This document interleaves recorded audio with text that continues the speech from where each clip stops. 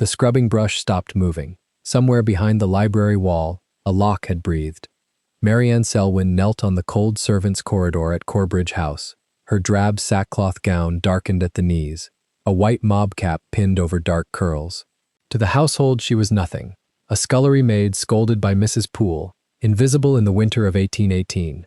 In her apron pocket she kept a small brass key, the tool of her dead father, the clockmaker whose name a fraud had erased. Beyond the wall, in the chamber beside the library, the Duke of Corbridge had gathered his servants around an iron strongbox no man could open. Sebastian Devereux stood tall in slate gray, a heavy iron key on a chain against his chest, his right hand trembling as it had since Ciudad Rodrigo. His chief steward, Mr. Hargrave, watch chain crossing his belly, swore the vault was impossible. He laughed when he said it. Then Marianne pressed her ear to the cold metal, and knew the mechanism. It was her father's craft. She had heard that sound her whole childhood. When she lifted her head, the Duke was already watching her. What she offered to do next, before the whole staring household, would break every rule that kept her silent. Before the story begins, comment down below where you are watching from and what time it is there. If stories of justice, dignity, and love that arrives against all odds move you, leave a like, be sure to subscribe to the channel, and click join to become a member and help our channel. The winter of 1818 came down hard on Worcestershire, and inside Corbridge House the cold had learned every corridor by heart. Marianne Selwyn knelt at the far end of the servants' passage with a brush in her raw hand and moved it across the stone in short, even strokes. She did not hurry. She never hurried the last hour before dawn, when the great house slept and the water in her pail had already gone from warm to gray. The bristles hissed against the flags. Her breath showed pale in the tallow light. Somewhere above her, in rooms she would never be invited to enter, a duke slept beneath a coat of arms he no longer believed in. She worked backward toward the scullery, as her father had taught her to work at any careful thing. Begin at the far corner. Leave yourself a clean path out. Never trap yourself in the mess you have made. He had said it of clocks. Bent over his bench with a loop screwed into one eye, but she had found it true of floors, and of a great many other things besides. Her knees ached against the stone. She shifted the sacking beneath them and kept on. The passage smelled of lye and damp plaster and the cold iron of the pump. A draught came under the scullery door and crawled along the floor she had just washed, so that the wet stone breathed a thin mist back at her. She tucked a loose curl under her cap with the back of her wrist. The cap had been white once. In the tallow light, everything in Corbridge House looked the color of old bone. In the pocket of her apron, against her hip, lay a small brass key. It was no larger than her thumb, worn smooth at the bow, where a man's fingers had turned it 1,000 times. It opened nothing in this house. It opened nothing anywhere now. But she carried it as another girl might carry a saint's medal, and when the work was hard and the hour was long, she pressed her hand flat against her apron and felt the shape of it, and remembered that she had once been someone's daughter, in a shop that smelled of oil and brass, in a town where the bells kept her father's time. Selwyn. That had been the name over the door. Josiah Selwyn, clockmaker. She said it once, silently, the way one tests a sore tooth with the tongue. Then she dipped the brush and went on scrubbing. A door opened at the top of the passage. Marianne knew the sound of every door in the servants' wing, and this one belonged to Mrs. Poole. She knew, too, the particular rhythm of that tread, unhurried, certain, the walk of a woman who had kept the keys of great houses for 40 years and expected the world to arrange itself around her arrival. The keys themselves announced her. They hung at the housekeeper's waist on an iron ring and rang together with each step, a cold, small music that meant the day had begun to make its demands. Marianne set down the brush and rose. She did it quickly and without noise, wiping her hands on the front of her apron, and she was standing straight with her eyes lowered by the time Mrs. Agnes Poole reached the pool of candlelight. The housekeeper stopped. She was tall and spare, all straight lines in her black bombazine, her gray hair drawn back so tightly it seemed to pull the years up off her face and leave only the bones. A pair of half-moon spectacles hung on a ribbon against her chest.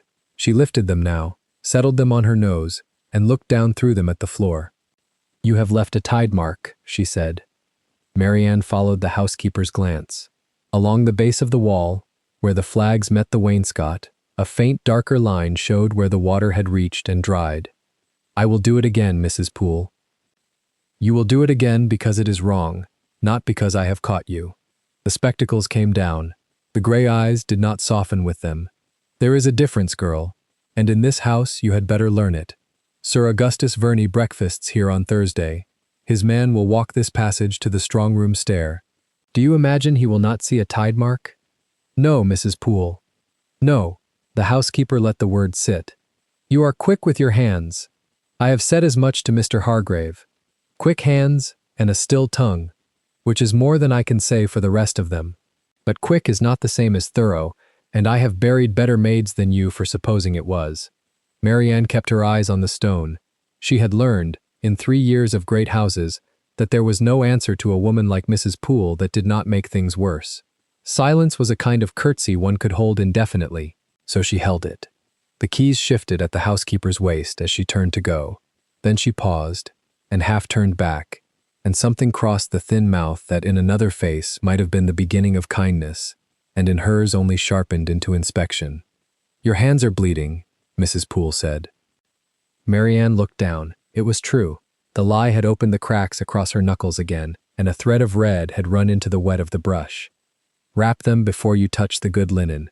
I'll not have you marking the Duke's sheets. She drew a breath. You'll bind them and you'll finish this floor, and you'll not be seen in the front of the house past 6. His Grace has come down from London, and he keeps early hours since the war. He walks. God knows why a man should walk his own halls at 5 in the morning, but he does. And he does not care to find a girl on her knees in his path. He does not care to find any of us. Do you understand me? Yes, Mrs. Poole. Be invisible. It is the whole of your art. The housekeeper's spectacles caught the candle flame. Learn it, and this house will feed you until you die. Fail at it. She did not finish. The keys rang once, and she was gone up the passage, and the dark closed behind her like water over a stone. Marianne stood a moment in the returned quiet. Then she knelt, and dipped the brush, and began the tide mark again from the far corner. Her knuckles stung in the lye. She wrapped a strip of rag around the worst of them with her teeth and the fingers of her other hand, the way she had learned to do a great many small things alone, and she worked the wall until the darker line was gone, and the whole passage lay wet and even and colorless in the failing light. She was thorough. She had always been thorough. It was the one inheritance no lawyer had been able to take from her. Because there had been lawyers. She let herself think of them only in the last hour before dawn, when the house was asleep and no one could read her face. She thought of them now, the black coats crowding her father's shop, the papers spread across his workbench where his tools had lain, the seals and the signatures and the long words read aloud in a room grown suddenly full of strangers. She had been 19. She had stood by the window while men she did not know explained, in voices trained to sound like patience, that Josiah Selwyn had defrauded the estate of a great gentleman, that debts had been called, that the shop and its contents and the small house behind it were forfeit, that her father's name, the name over the door, the name the town had trusted with its hours, was a name no honest person would speak again. Her father had not defended himself. That was the part she turned over and over, like the brass key in her pocket, worn smooth from handling. He had not raged, nor wept, nor called the gentleman a liar. He had grown very quiet and very gray, and within the year he was dead, and the last thing his hands had done was press this small key into hers and fold her fingers over it. Keep it, he had said. When they've taken it all, there'll be one lock left, and you'll know it when you find it. She had thought at the time that his mind was wandering. She had thought grief and shame had turned the clockmaker's fine reason to fog. She was older now. She was not sure. She remembered his hands most of all. Long and clever and never still, forever turning some small brass thing to the lamp, forever listening. For that was the secret he had tried to give her before the world took everything else. A lock is only a puzzle a man made, he used to say, and any puzzle a man made, another can unmake, if he will stop trying to force it and only listen. He had made her close her eyes at the bench and name the wards of a lock by the sound of the pins alone, and she had learned it as other children learn their letters, until she could hear a mechanism the way a musician hears a wrong string. It had seemed a game then. It had seemed the least useful accomplishment a poor girl could carry into service, where the only locks that mattered were the ones that kept her out. She had not touched a proper mechanism in 3 years. But the ear did not forget. The hands did not forget. Some things a father gives are not so easily taken by lawyers.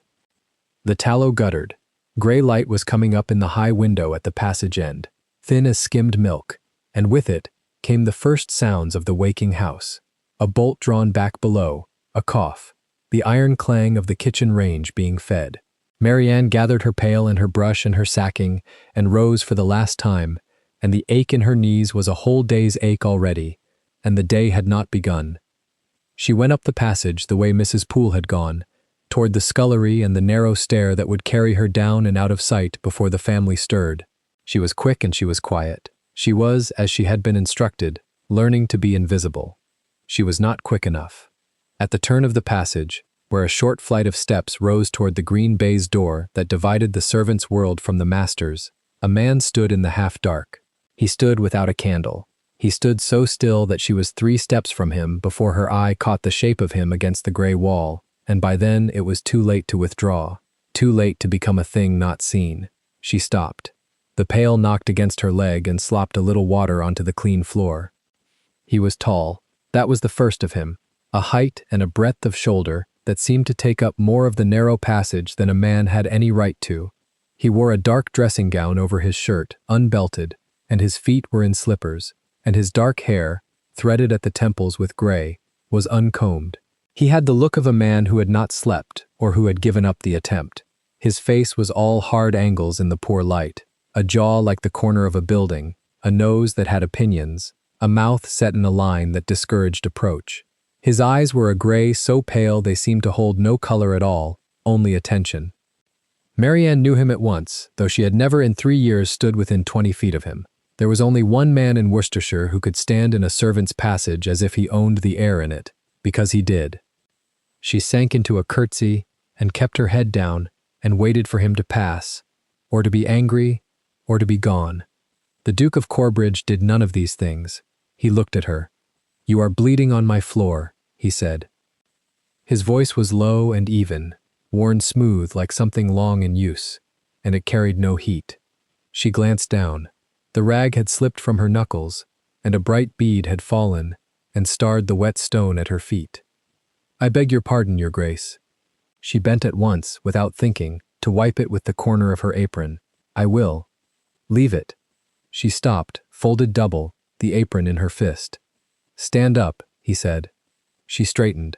She kept her eyes at the level of his collar, which was where a servant's eyes belonged, and she was aware of her heart going very fast, and she made herself breathe against it, the way she made herself breathe when the work was long. Whatever came now, she would hold still through it. She had held still through worse than a great man's displeasure, but he was not displeased. She risked one glance at his face and found it turned upon her with an expression she could not name, not anger, not the vague looking through that most of the family gave the servants, as though they were a species of useful furniture. He was looking at her the way she herself looked at a mechanism that had stopped, with a still, exact attention, as though trying to find the piece that had failed. His right hand, she would think later, did that even then, for it did. She saw it now, though she did not yet understand it. As he stood there, the fingers of his right hand, hanging at his side, moved in a small, continuous tremor, a fine shivering he could not still, as if some current ran through them that the rest of him refused to acknowledge. He saw her see it. His jaw tightened. The hand closed slowly into a fist and disappeared into the pocket of his gown. "What is your name?" he said. It was not quite a question. It was a man requiring information. "Marianne, Your Grace." "Marianne what?" She hesitated. It was so small a hesitation that another man would have missed it. He did not miss it. "Selwyn, Your Grace," she said. Something moved behind the pale eyes and was gone. It might have been nothing. It might have been a name catching on some rough edge in his memory, as her father's name had caught on the housekeeper's inspection. She could not tell.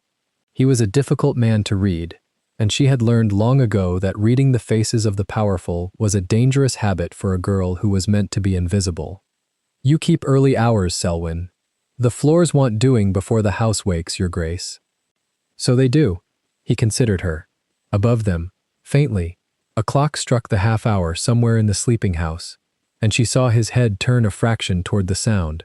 the way a man turns toward a voice he half recognizes. You are hurt, and you go on working. Why? The question was so simple and so strange that it undid her a little. No one at Corbridge House had asked her why she did anything in 3 years. She was told what to do and she did it, and the doing was the whole of the arrangement. Because it wants doing, Your Grace, she said, and I am the one here to do it. For a long moment he said nothing at all. The gray light strengthened in the window. Down in the kitchen a pan rang against iron, and a voice called something, and the day pressed nearer. Bind your hand, the Duke said at last. Properly, you will do no one any good, bleeding into a pail. He turned to go, and paused with one hand on the baize door, and did not look back at her when he spoke again, so that she was never afterward entirely certain she had heard him rightly. Selwyn, yes, there was a clockmaker of that name. Then the green door swung and took him, and Marianne Selwyn stood alone at the foot of the master's stair, with her pail in her hand and her father's key against her hip, and her heart going like a watch wound too tight. She did not move for the space of several breaths. Above her, beyond the baize door, she heard his tread cross the hall. Slow, even, the walk of a man who could not sleep and would not say why, and fade toward the great staircase, and she understood, without being told, that he walked these dead hours because they were the only hours in which no one required anything of the Duke of Corbridge but silence. There was a clockmaker of that name. She pressed her hand against her apron and felt the small, hard shape of the key, and for the first time in 3 years the invisibility Mrs. Poole prized so highly felt less like safety and more like a thing that had been done to her. She wiped the drop of blood from the stone. She gathered her things. She went down the narrow stair into the waking heat of the kitchen, where the range roared and cook was already swearing at the fire, and a boy staggered by under a yoke of water, and no one looked at her, and no one spoke to her, and she took her place at the scullery board, and began to scour the knight's pots with hands she had wrapped in clean rag, and she was, once more, no one at all. But something had shifted. She could feel it the way her father had taught her to feel the fault in a movement before the eye could find it. A wrongness in the running of things, a tooth that did not quite mesh. The Duke had spoken her name aloud in an empty passage, and it had meant something to him. She did not know what. She only knew that a name she had carried like a wound for 3 years had landed somewhere, in someone, and that names, once spoken, have a way of asking to be finished. The morning went on as all mornings went on. Marianne blacked the scullery grate and carried coals and scoured the copper until it threw back her own drab reflection. The plain stuff gown the color of a rained-out afternoon, the white cap gone gray, the oval face too thin, the honey-colored eyes that saw too much and said nothing. She kept out of the front of the house. She kept out of everyone's way. When the upper servants took their breakfast, she ate her bread standing at the end of the long table, below the salt and below every other soul in the room, and she listened, because listening was the other half of the art of being invisible, and a girl who was never spoken to heard a great many things she was not meant to hear. She heard that Sir Augustus Verney was expected Thursday, and that Mr. Hargrave had ordered the best rooms opened and aired. She heard that the master had come down from London in a black temper and would see no one. She heard the second footman say, "Lo, that his Grace had been at the strong-room door again in the night, standing before it like a man before a grave, and that the strong-room had not been opened in 7 years, not since the old Duke died, because no one living knew how, and the great locksmith brought down from Birmingham had sweated over it a whole day and gone home beaten, and the word in the house was that behind that iron door lay the whole truth of the Corbridge fortune, and not a living soul could reach it. There was one soul in that hall who saw her, Thomas Fairley, the youngest of the footmen, tall and thin with a shock of coppery hair and a spray of freckles across a nose that had been broken once and set crooked, came past her place below the salt with the empty ale jug, and set a heel of buttered bread down at her elbow without a word. He did it as a man does a thing he does not wish remarked. The brass buttons of the Corbridge livery caught the firelight as he moved on. Marianne looked at the bread and then at his back and said nothing, because thanks would have marked the gift and undone it, but she took it, and she ate it, and she remembered it. Kindness was rare enough in that house to be worth the keeping. "You want to mind Mr. Hargrave today," Fairley murmured, low, when his round brought him near again. "He's in a mood over the strong-room. Verney's asked to see inside it Thursday, and Hargrave can't get it open, and a man who can't do a thing he's promised gets cruel about it. Keep small. He did not look at her as he said it. That was the whole of his cunning, and it was a decent cunning. Then he was gone with the jug, and Marianne filed the warning away with the bread, in the place where she kept the few things in this house that were hers. Marianne stood below the salt with her bread going dry in her hand and did not appear to listen at all. But her father's key was warm against her hip where her hand had strayed to it, and in her mind, unbidden, a small voice she had not let herself hear in 3 years said, very quietly, as if from across a shop that smelled of oil and brass, "When they've taken it all, there'll be one lock left, and you'll know it when you find it." She put the last of the bread in her mouth and went back to the pots. Down the length of the servants' hall, the keys of the house rang out as Mrs. Poole rose to set the day in motion, and above them all, in a cold room, hung with the arms of a family that no longer trusted its own history, the Duke of Corbridge stood at his window with his right hand thrust deep in his pocket, watching the grey dawn come up over land that was his, and gave him no comfort, and thought, though he would have denied it to any man who dared to ask, of a clockmaker's name, and a girl on her knees who did not flinch, and a locked iron door that had defeated every clever man in England. He did not know yet what she was. She did not know yet what he needed. Between them, 3 floors of stone and a whole gulf of station, lay a door that swore it could not be opened. It was going to be opened, but not yet. Not that day, nor the next. First the winter had to deepen, and the great guest had to come, and the house had to gather itself for the small, quiet undoing that was already, in that grey hour, beginning to turn, tooth by tooth, like a movement wound and set, and waiting only for someone with a steady hand to reach in and release the catch. Marianne scoured the last pot until it shone. She dried her hands. She untied the wet rag from her knuckles and looked at the cracked skin beneath, and then she wrapped it clean again, and she did not think about the Duke, or the door, or her father, or the key. She was very good, by now, at not thinking about the things that hurt to think about, and she went to fetch her pail for the upper passages, because the floors wanted doing, and she was the one there to do them. And in her apron pocket, quiet as a held breath, the small brass key waited for the lock it was made to open. Thursday came grey and hard, and by 10 o'clock, the whole of the below stairs had been summoned up the servants' stair and told to wait in the passage outside the library. Marianne stood at the far end of the line with a coal scuttle in her hands, because someone had said the fires would want tending, and no one had told her to put it down. 20 of them, pressed shoulder to shoulder along the cold paneling, and not one spoke above a breath. The line ran by rank. Mrs. Poole near the front, keys silenced under her palm, the upper footman, the valet, then the kitchen, then the scullery, then Marianne, who was barely in the house at all. A door opened somewhere ahead, and every spine in the passage straightened at once. It was not the Duke, it was Hargrave, come out of the library with his ledger clamped under one arm and his watch already in his other hand, as though the hour itself had insulted him. He walked the length of the line without looking at any face in it. His chain crossed his belly. His side whiskers had been oiled. "His Grace will see the strong room today," he said, to no one, to all of them. "You are here because he wishes it. I have advised against it." He snapped the watch shut and did not say what he had advised against, and turned back through the door, and left the line to freeze a while longer. Marianne shifted the scuttle to her other hip. Her father's small brass key lay against her thigh through the apron cloth, and she was aware of it the way one is aware of a tooth. She kept her eyes on the boards. She had spent 3 years learning to be a pair of hands with no face above them, and today of all days she meant to be nothing at all. Then the library doors were opened wide from within, both leaves, and Thomas Fairley held one of them, and the line was moved forward.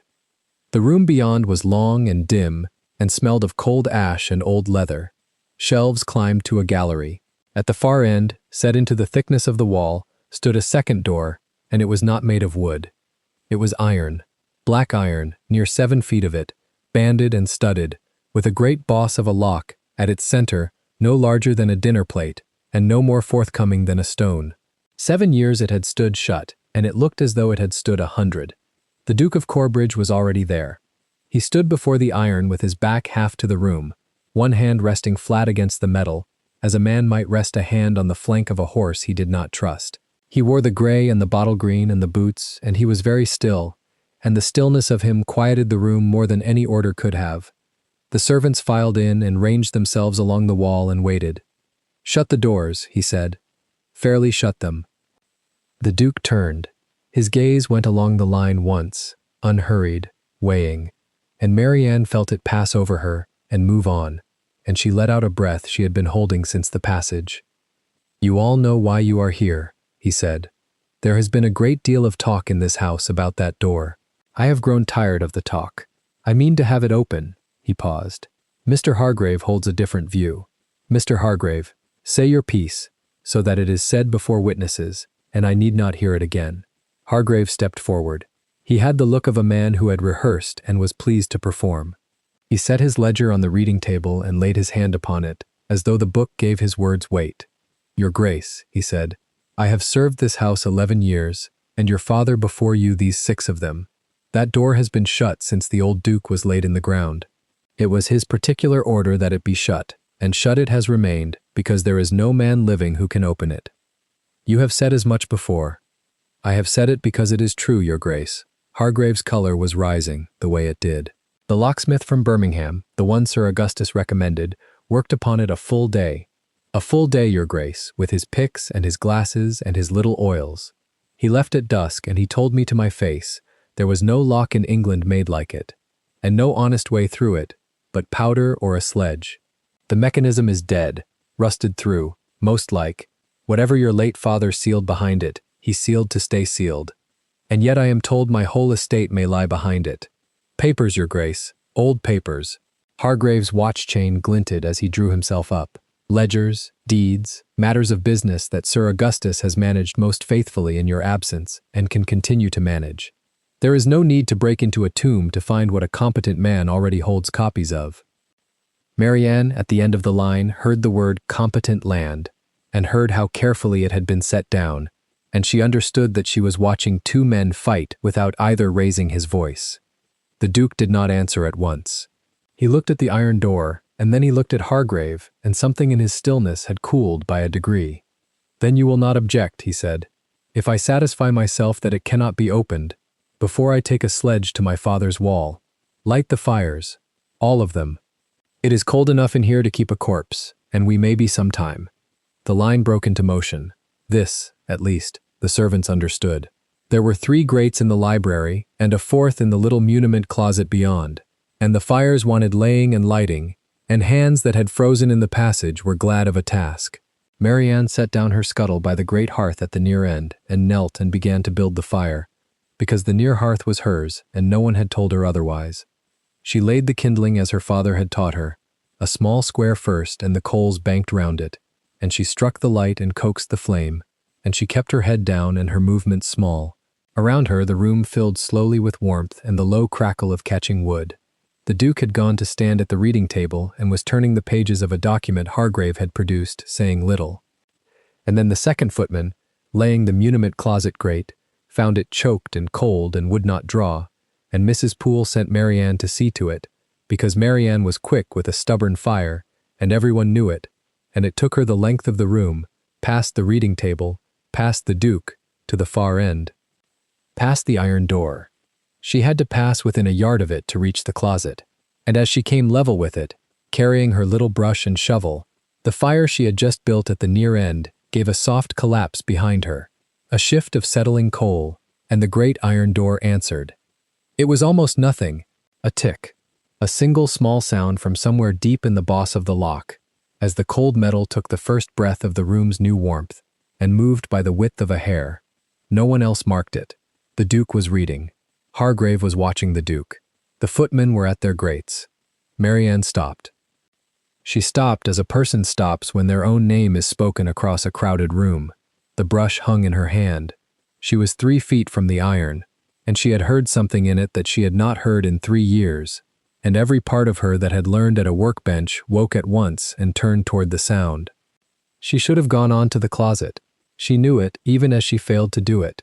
She took 1 step, not toward the closet, but toward the door, and she leaned her head, slowly, the way one leans toward a whisper, until her ear was very near the cold black metal. She closed her eyes, and she listened. Beneath the boss, the mechanism sat in its long sleep, and it was not dead, Whatever the Birmingham man had said, it was cold, and it was stiff, and it was fouled with 7 years of stillness, but it was there. She could hear the shape of it, the way the wards lay, the particular heavy hush of a lever lock built by a maker who did not want it read by strangers, and had therefore built it in a manner that only another maker would recognize, and Marianne had grown up in the house of exactly such a maker, and she knew this handwriting the way she would have known her father's on a torn scrap of paper. Not a Birmingham lock at all, nor a common London one. Something older and stranger, made to be difficult, made to be private, made by a hand that thought the way her father's hand had thought. She did not know she had made a sound. Perhaps she had not. But something in the set of her shoulders, some sudden alignment of a small brown figure against the great black door, carried across the length of the room. The Duke of Corbridge looked up. He looked up from the document in his hand, and he saw her. He saw the scullery girl with the bleeding knuckles from the pre-dawn passage, the one who had bled on his floor and given him her father's name, standing with her eyes shut and her cheek near his father's sealed iron door, listening to it as though it were speaking to her. He said nothing. He did not move. He watched. And Marianne, feeling nothing but the lock, opened her eyes at last and drew her head back, and turned, and found the whole distance of the room hanging on a single gray gaze fixed upon her. Hargrave saw it a beat later. He turned to see what the Duke was looking at, and his oiled whiskers went stiff, and his face went from red to a mottled purple that had nothing to do with the fire. "You!" Hargrave said. "Girl, what are you about?" The room stopped. 20 pairs of eyes came round to the scullery maid at the iron door. Marianne felt the cold of the whole house settle on her at once. She dropped her gaze, and she dropped a curtsy, and she gathered herself to be nothing again. "I was going to the closet, sir," she said. "The grate wants doing." You were leaning on his Grace's strong room like a drunkard on a wall. Hargrave came forward, his chain swinging, his voice pitched now for the Duke to hear the correction. "Get to your grate, and keep your hands off what does not concern you." She went. She crossed the last few feet to the muniment closet and knelt at the cold grate and began to clear it, and her hands did the work while her heart went on hearing the lock. She raked the dead ash. She laid the kindling. She would light it and she would go and she would say nothing, because a girl who spoke was a girl who was seen, and a girl who was seen in this house on this day would be sorry for it. But her hands, that had been so steady, were not quite steady now. Behind her, the Duke's voice came, quiet, cutting cleanly through Hargrave's bluster. "Leave her." Hargrave turned. "Your Grace?" "I said leave her." The Duke set the document down on the reading table without looking at it. "Mr. Hargrave, you have told me for the better part of a year that no living soul can hear the working of that lock. And here is a housemaid who stopped in the middle of her errand to put her ear to it, as though it had called her by name. I find that more interesting than anything in this ledger.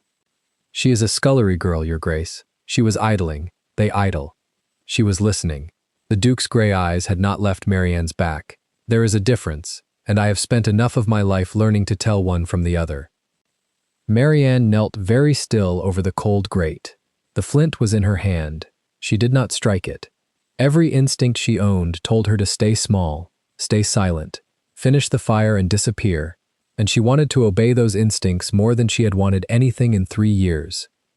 But her father's key lay against her thigh, and her father's voice was in the room, in the shape of a lock only a Selwyn would know, and she found that she could not make her hands go on pretending. "Girl." The Duke had crossed half the room. She heard his boots on the boards, heard the small hitch of his stride, and then his voice was above her, level, not unkind. "Stand up. Turn round." She stood. She turned. She kept her eyes on the third button of his waistcoat, because a maid did not look a duke in the face, and because if she looked at his face, she was afraid of what her own would tell him. "You put your ear to that door," he said. "Why?" "I forgot myself, Your Grace. I am sorry for it." "That is not what I asked." He waited. When she said nothing, he tried again, more slowly. As a man reels in a line he does not wish to snap. "What did you hear?" The whole room was listening now. Mrs. Poole had turned from the near hearth, her half-moon glasses catching the firelight, her mouth gone thin. Hargrave stood with his ledger forgotten under his arm, and his color high, and his small eyes fixed on Marianne, with a wariness she did not yet understand, but would come to. Fairly by the doors had gone quite motionless. Marianne looked at the third button, and she thought of the last words her father ever gave her, pressed into her palm with a scrap of cold brass. When they have taken everything, there will be one lock left, and you will know it when you find it. She had carried the key 3 years and never known where the lock was. She had not, until an hour ago, believed there was a lock at all. She lifted her eyes to the Duke's face. "A voice, your grace," she said. "The lock has one. Every good lock does. My father made them, and he taught me to hear them. Before," she stopped, steadied, "before I came into service." Something moved behind the Duke's gray stare, the same something that had moved in the dark passage when she gave him her name. "Your father," he said. "Josiah Selwyn, your grace, clockmaker," she said the whole of it, the name and the trade, out loud in a room full of the household that had never once asked, and it cost her, and she said it steadily. "He made locks as well as clocks, good ones, difficult ones, made so that no stranger could read them and only another maker could." She turned her head half an inch toward the iron. "That door was made by a hand like his. It is not dead, whatever the Birmingham man told you. It is cold and it is stiff, and it has not been turned in a long while. But it is listening, the same as I was." The silence that followed had a different quality to it. The fires ticked. Somewhere in the great cold house a clock struck the half. Hargrave found his voice first, and it came out too loud. "This is monstrous, your grace. You will not stand there and let a scullery drab tell you she can hear iron talking. It is the raving of a girl who wants noticing. The Birmingham man was the finest in the county, and he failed, and now this creature, who cannot have seen a lock in her life beyond the scullery bolt. Her father was a clockmaker of that name." The Duke said it half to himself, and Marianne understood that he had known it before she spoke, had known it since the passage, had carried the name away into the dark and turned it over. "There was such a man. I have heard the name spoken. It was not spoken kindly." That last landed in her like a cold stone, and she kept her face still over it, because whatever unkindness had been spoken of her father in this house, she meant to hear the whole of it before she wept for it, and not in front of Hargrave. "Yes, your grace," she said only. The Duke studied her a long moment. The tremor was in his right hand. She saw him close it, quietly, against his thigh, the way she had seen him do it in the dark, and she thought, absurdly, in the middle of everything, that his hand and hers were the two things in this room that both remembered how to be still and could not always manage it. "Mr. Hargrave believes you are lying," he said at last. "For notice," he says. "Are you lying?" "No, your grace." "Do you know what it is to lie to me?" "I know what it is to be ruined for the truth, your grace." It was out of her before she could weigh it, and she saw Mrs. Poole draw a sharp breath, and she saw the corner of the Duke's severe mouth move by the smallest degree that was not quite anger.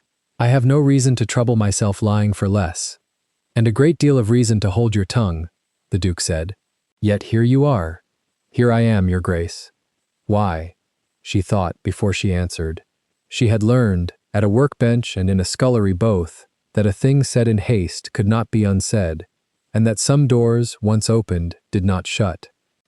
"Because you asked me a plain question," she said, "and I am tired, your grace, of everyone in this house pretending that door has no answer. It has one. I have heard it. I would rather be called a liar to my face than stand here and let a good lock be called dead when it is only sleeping." He looked at her for the length of 3 heartbeats. Then he turned from her and walked back to the iron door and laid his hand upon it once more and stood. 7 years, he said, to the metal, or to the room, or to the father who had sealed it. 7 years, and every clever man in England has told me it cannot be done. Locksmiths, my steward, my cousin's own recommended expert. He did not turn round, and now a girl who scrubs my floors before dawn puts her ear to it and tells me it is only waiting to be asked properly. Hargrave stepped forward, and there was something new under his bluster now, something Marianne caught the edge of without yet having the shape of it, a thin thread of alarm that had nothing to do with propriety and everything to do with what lay behind the iron. "Your Grace, I must insist. If you let this girl anywhere near that lock you make a mockery of. You have insisted a great deal today, Mr. Hargrave." The Duke turned his head, and his voice had gone very quiet, which was worse than loud. "I have noticed. I notice most things. It is a habit the war did not cure me of. He let that sit. Go back to your ledger. I have not decided anything.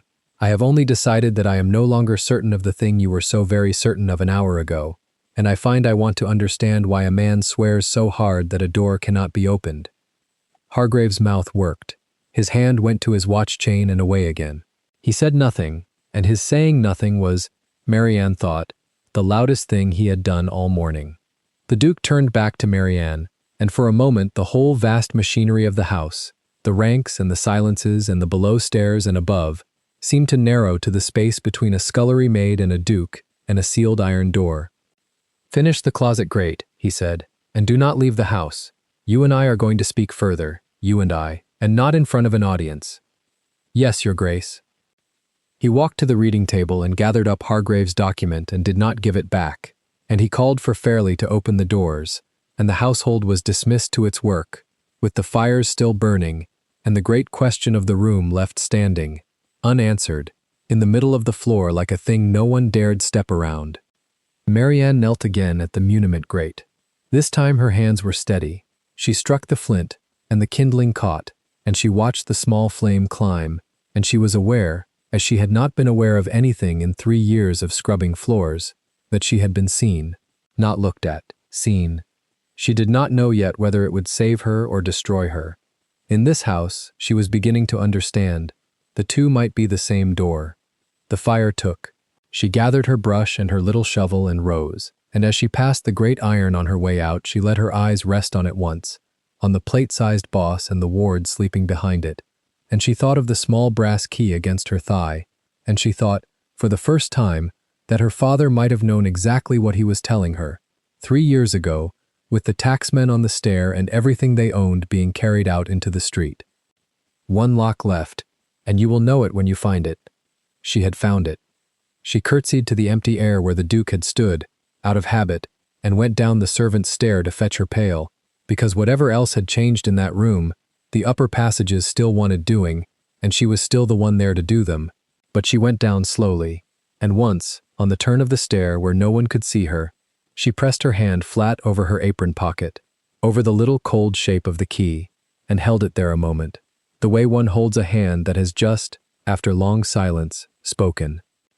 Behind her, in the cooling library, Hargrave stood alone by the iron door, a moment longer than his errand required.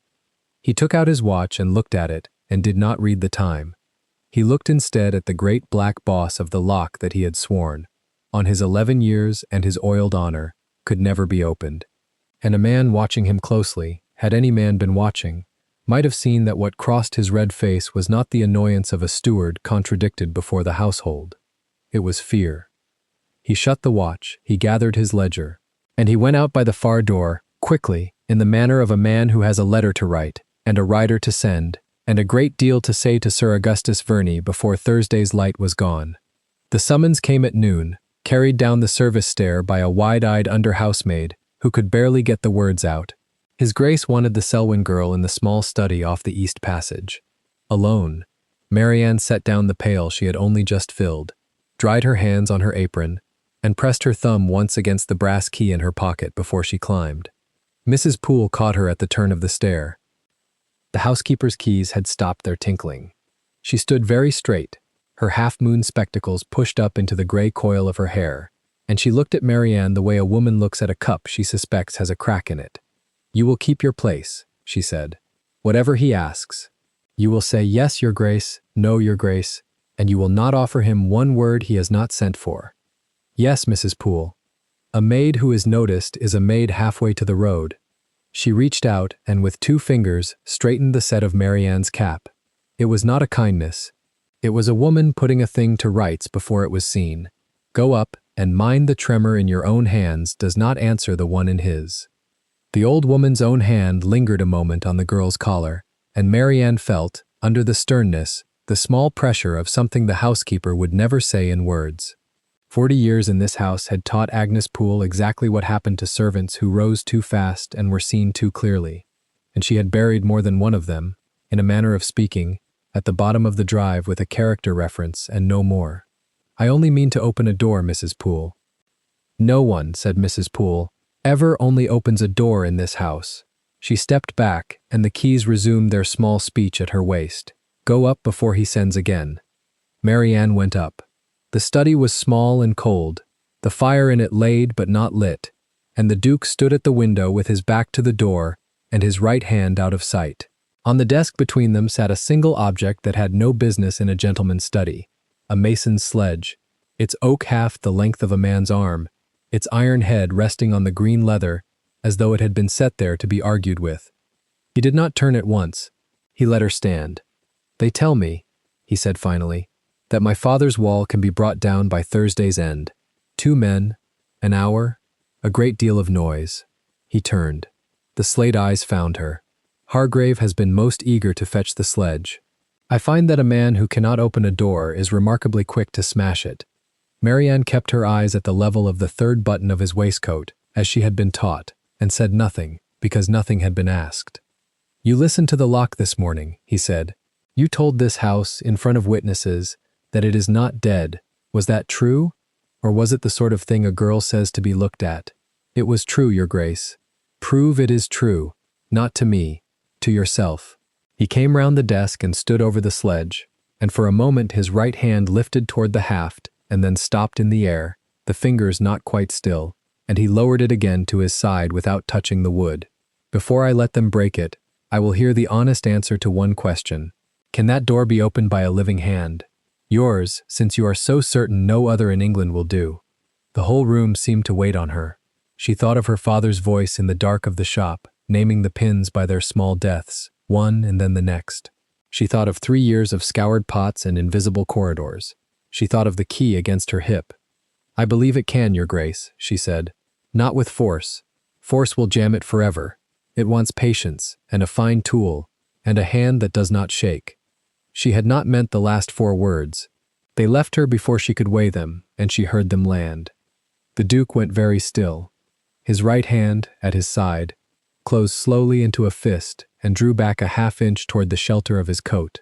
And then, this was the thing she would remember, it stopped. He did not hide it this time.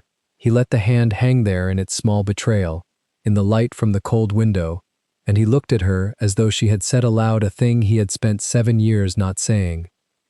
"No," he agreed, and his voice had gone quiet. "It does not want a hand that shakes." For a long moment neither of them spoke, and the only sound was the settling of the unlit coals and, somewhere below, the distant industry of a house that did not know its master was standing in a cold room being read like a mechanism by a scullery maid. "You saw it this morning," he said. "In the library. You saw it before that, in the passage. The first night, when you looked at my hand, and then looked away, and were too well trained to say so. It was not a question. Everyone in this house has seen it, and every one of them has agreed, most loyally, to see nothing. Hargrave pours my wine on my left. Poole sets my chair so I need not carry a cup across a room. The whole establishment has organized itself, tenderly, around the fact that the Duke of Corbridge cannot be trusted to hold a full glass." His mouth moved, not quite a smile. "You are the first person in 7 years to name it to my face and call it useful. I did not mean it as. I know what you meant." He turned back to the window. "Ciudad Rodrigo, the night before we went over the walls. A shell came apart above the trench and something went through the muscle here." He touched, briefly, the inside of his right forearm through the gray cloth, and knit itself wrong. "The surgeon said I was fortunate to keep the arm. He did not think to mention I would keep it, as a thing that trembles when I most need it steady. It is worst," he added, almost idly, "when a great deal depends on it, a signature, a pistol, a key." She understood then why the door had stayed shut for 7 years, and it was not the reason the house told itself. A locksmith from Birmingham had failed at the mechanism, but the master of the house had never once tried the door himself, and now she knew he never could have. He had walked past that iron every morning at 5 o'clock, knowing that even if the key were laid in his palm, his own hand would betray him at the turning. "Then let me try, Your Grace," she said. The words came out level and low, and the moment they were spoken, she felt the ground change beneath the two of them. He looked at her over his shoulder. "You understand what you are asking," he said. "Not the door, the position of it. A maid who has been 3 years below the salt, who eats where she is put, and speaks when she is spoken to, standing before this household with a tool in her hand and my father's vault under it, while my chief steward, who has sworn on his 11 years' service that the thing cannot be done, watches her make him a liar. You understand that if you fail, you will be worse than you were. And if you succeed, he paused, you will be worse than you were, only in a different way. There is no small victory here, only a large one, or a large ruin. I have already been ruined once, Your Grace, and had no part in the choosing of it. She lifted her chin a fraction, forgetting Mrs. Poole entirely. If I am to be undone again, I would rather it be by my own hand on my own tool than by another man's word against my name. Something crossed his face at that. At another man's word against my name, and it was gone before she could read it. You keep saying that, he said slowly, that you were ruined. This morning you said you know what it is to be called a liar for the truth. Selwyn. He said the name and let it sit in the cold air between them. There was a clockmaker of that name. My cousin brought the business to me, a fraud, a maker who had swindled a gentleman of a great sum, papers forged, the shop taken. I signed something. I sign a great deal that my cousin sets before me. His voice had gone flat and careful. The voice of a man walking out onto ice he has only just realized is ice. That was 3 years ago. Your father. My father. She held his eyes now, all training abandoned. Josiah Selwyn. He did not swindle any gentleman of anything. He mended their clocks and made their locks, and he could no more forge a paper than fly, because forging wants a steady, patient hand for lies, and my father only ever had a steady, patient hand for the truth. They took the shop and the house and his name in one winter, and he did not fight it, because he was a maker and not a fighter, and he was dead inside the year of nothing anyone could put a word to except shame. She stopped. Her breath had gone short. I was 19. The Duke let the silence stand. He had learned, at some cost, when silence did more work than speech, and he used it now, watching her the way he had watched her in the passage on that first cold morning, not as a master watches a servant, but as one careful person measures another. And you came here, he said at last, to the very house of the man who ruined him. You took service under this roof and scrubbed these floors for 3 years, and never once said the name aloud, until this morning. He tilted his head a fraction. Why? A cleverer woman would have gone as far from Corbridge as her legs would carry her. A cleverer woman would have starved politely somewhere else, Your Grace. The answer came flat and without self-pity. There was no work in the county for a Selwyn. The name was poison. I came here because the housekeeper who hired me did not connect a ragged girl called Marianne to a disgraced maker in a town 40 miles off, and because— she hesitated and then gave him the whole of it.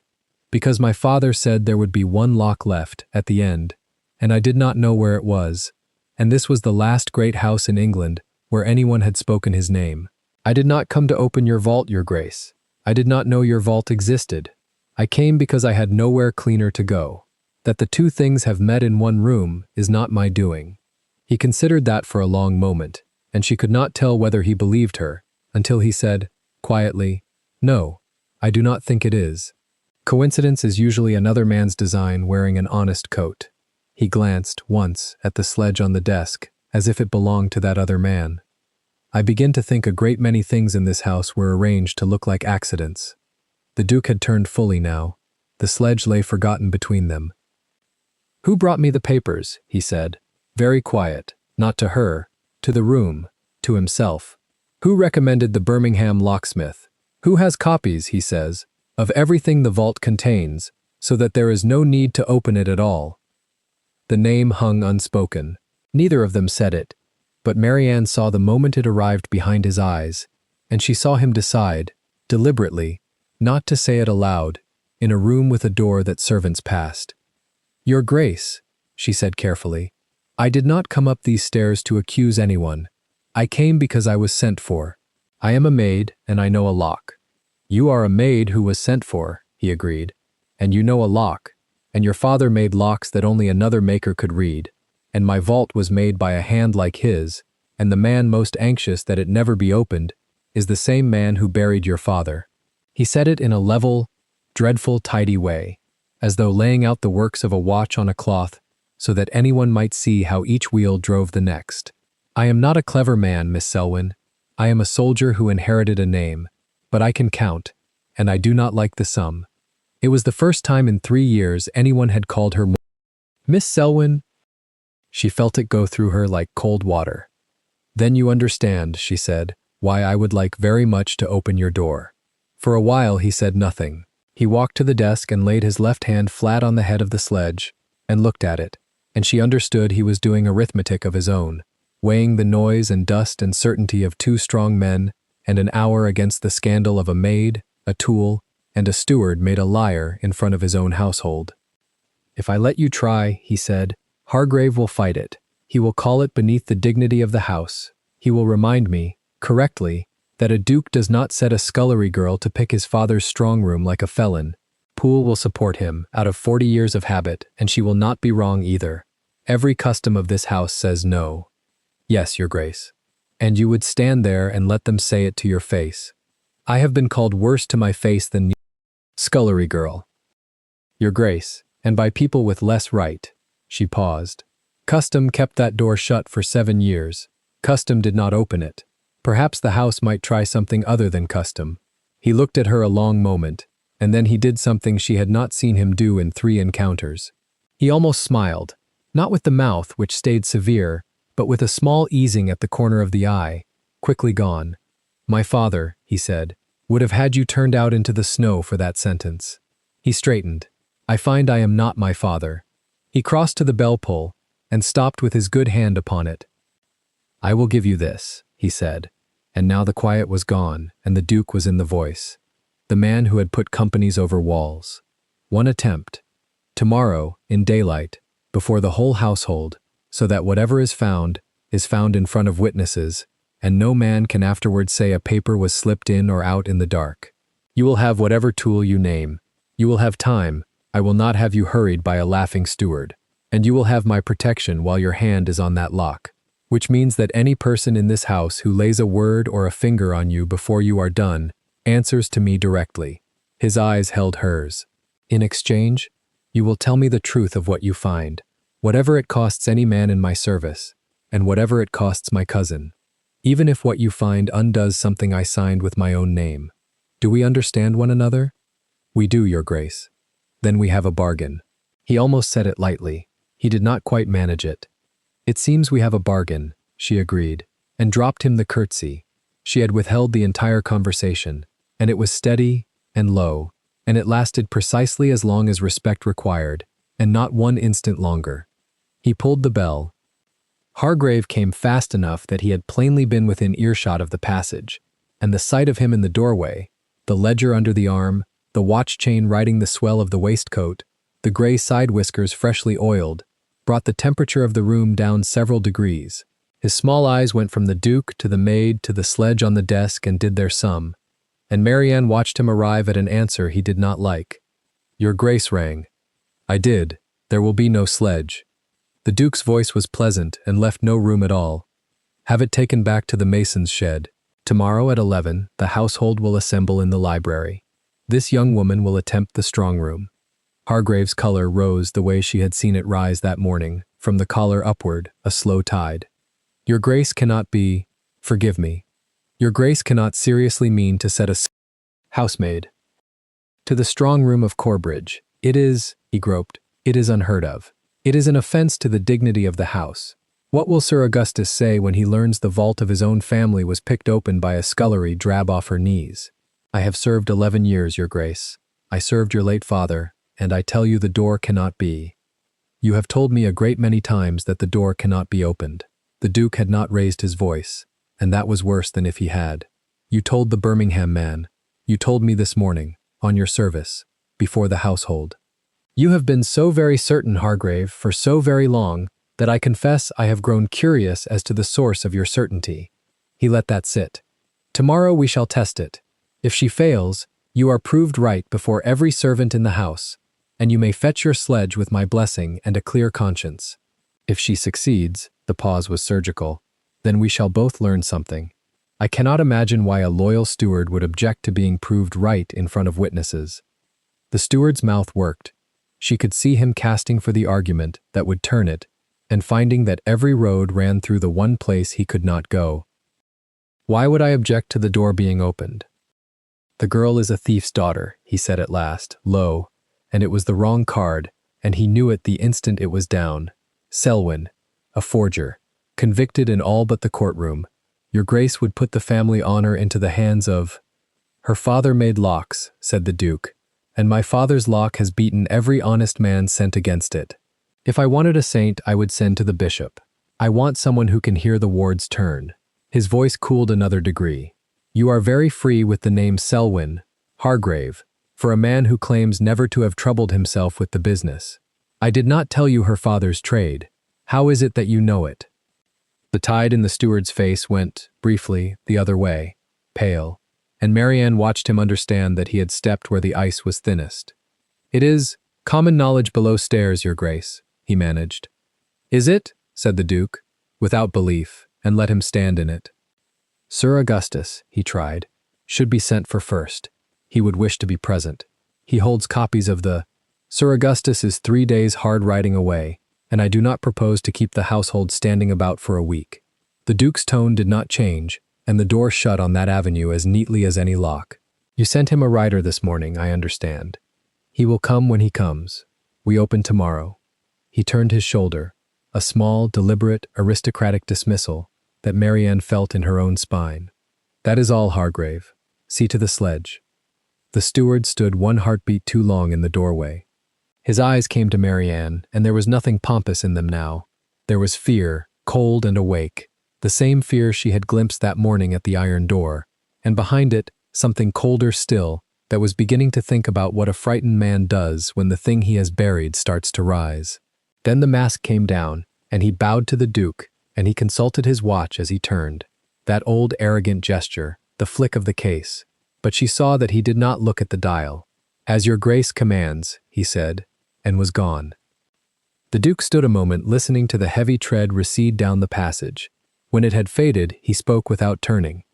He will not sleep tonight, he said, and neither, I think, will his master when the rider reaches him. You have set something in motion, Miss Selwyn, that will not easily be stopped now. He looked at her. I hope for both our sakes that your father taught you as well as you believe. He taught me to listen first and touch last, Your Grace, she said. The touching is quick. It is the listening that wants years. Then listen well tomorrow. He moved to the window again, the audience plainly at its end, and she dropped her curtsy and went to the door. His voice caught her on the threshold. The tool, he said. You said the door wants a fine tool, not force. Have you such a thing?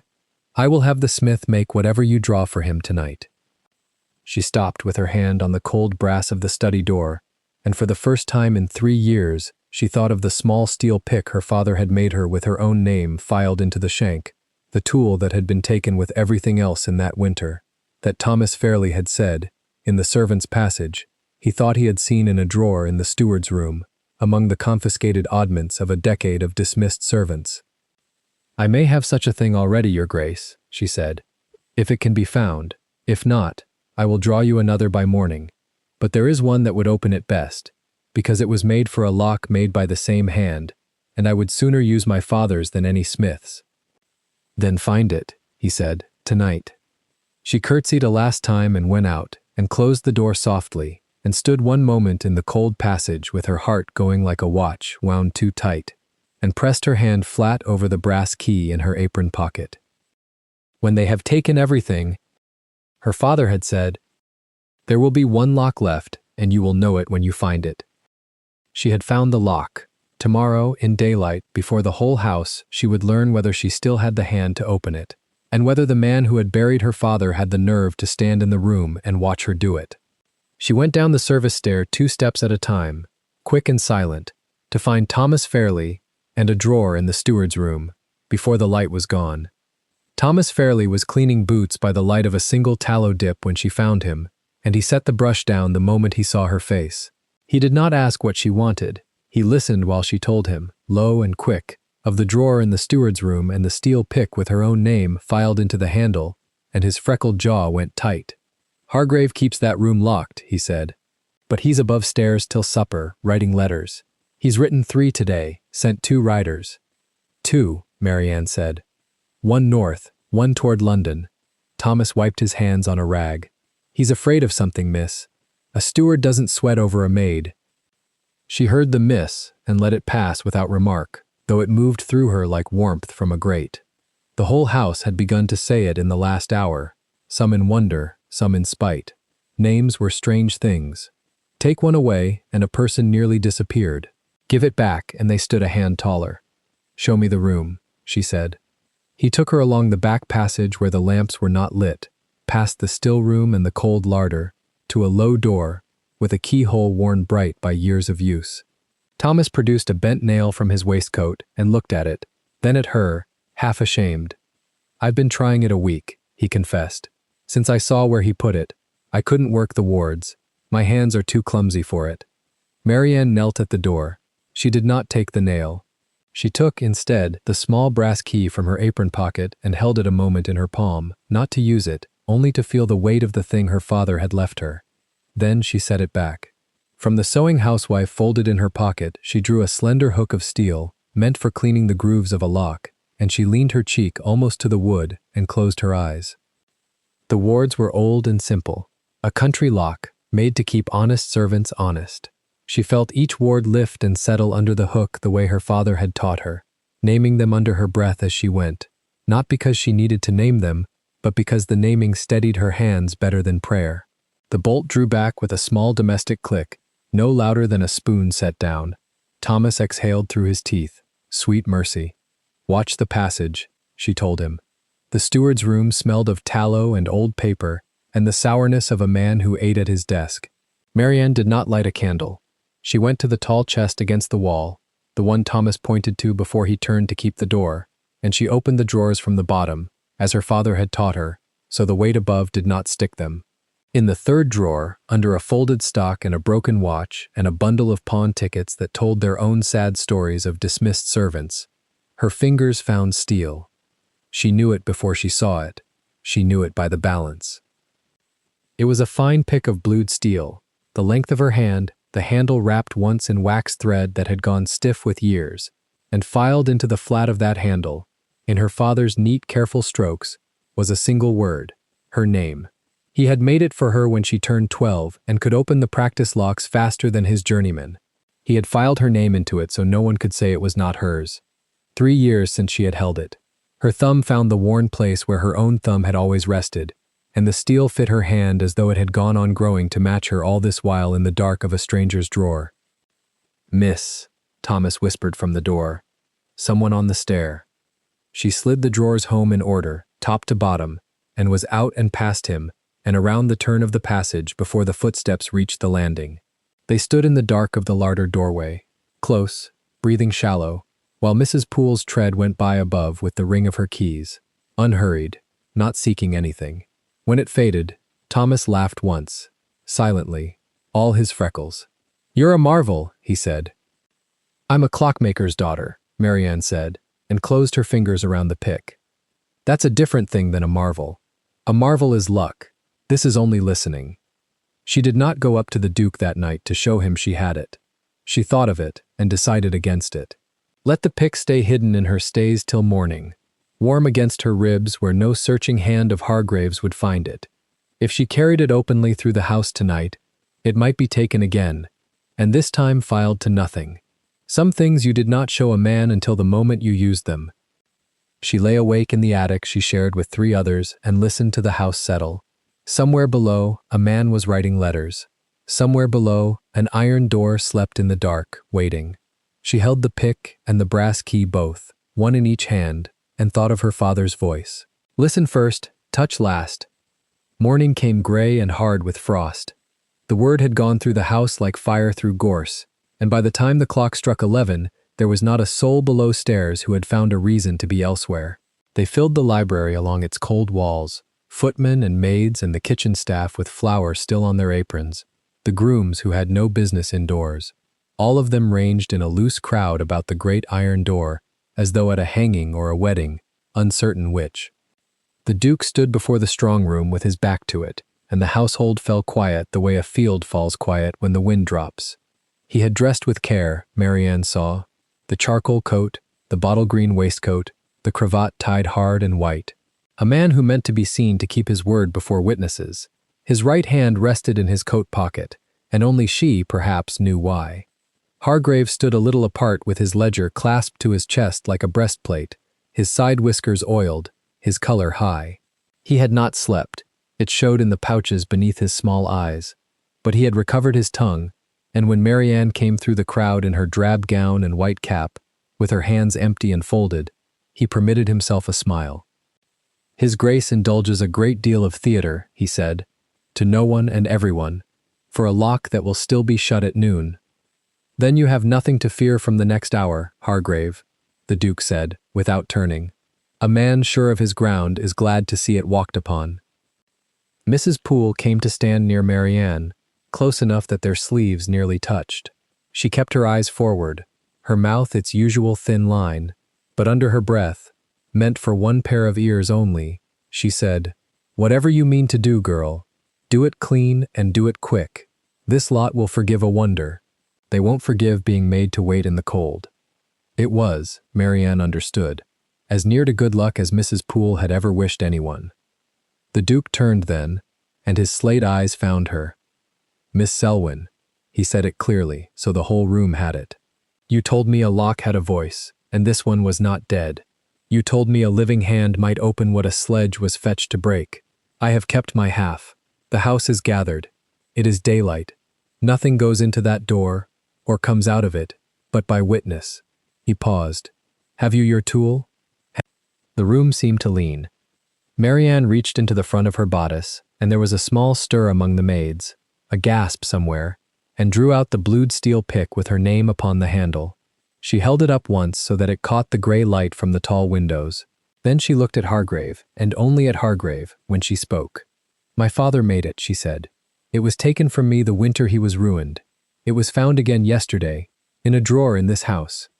Hargrave's color changed. It went from red toward a bad gray, and his hand tightened on his ledger. "That is Corbridge property," he began, "confiscated lawfully from a household of—" "It has her name on it," the Duke said, "filed in the steel.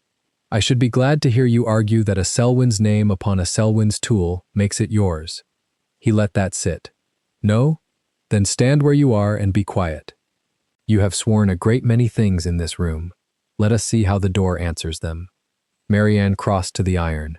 Close to, it was taller than any man, banded and studded, its central lock-boss the size of a dinner plate. 7 years shut, 7 years of men calling it dead. She set her left palm flat against the metal and felt the cold of it climb into her wrist, and then she leaned in and laid her ear to the iron beside the boss, and closed her eyes, and the library and the crowd and the Duke and Hargrave all went away, and there was only the lock. It was not dead. She had known that yesterday.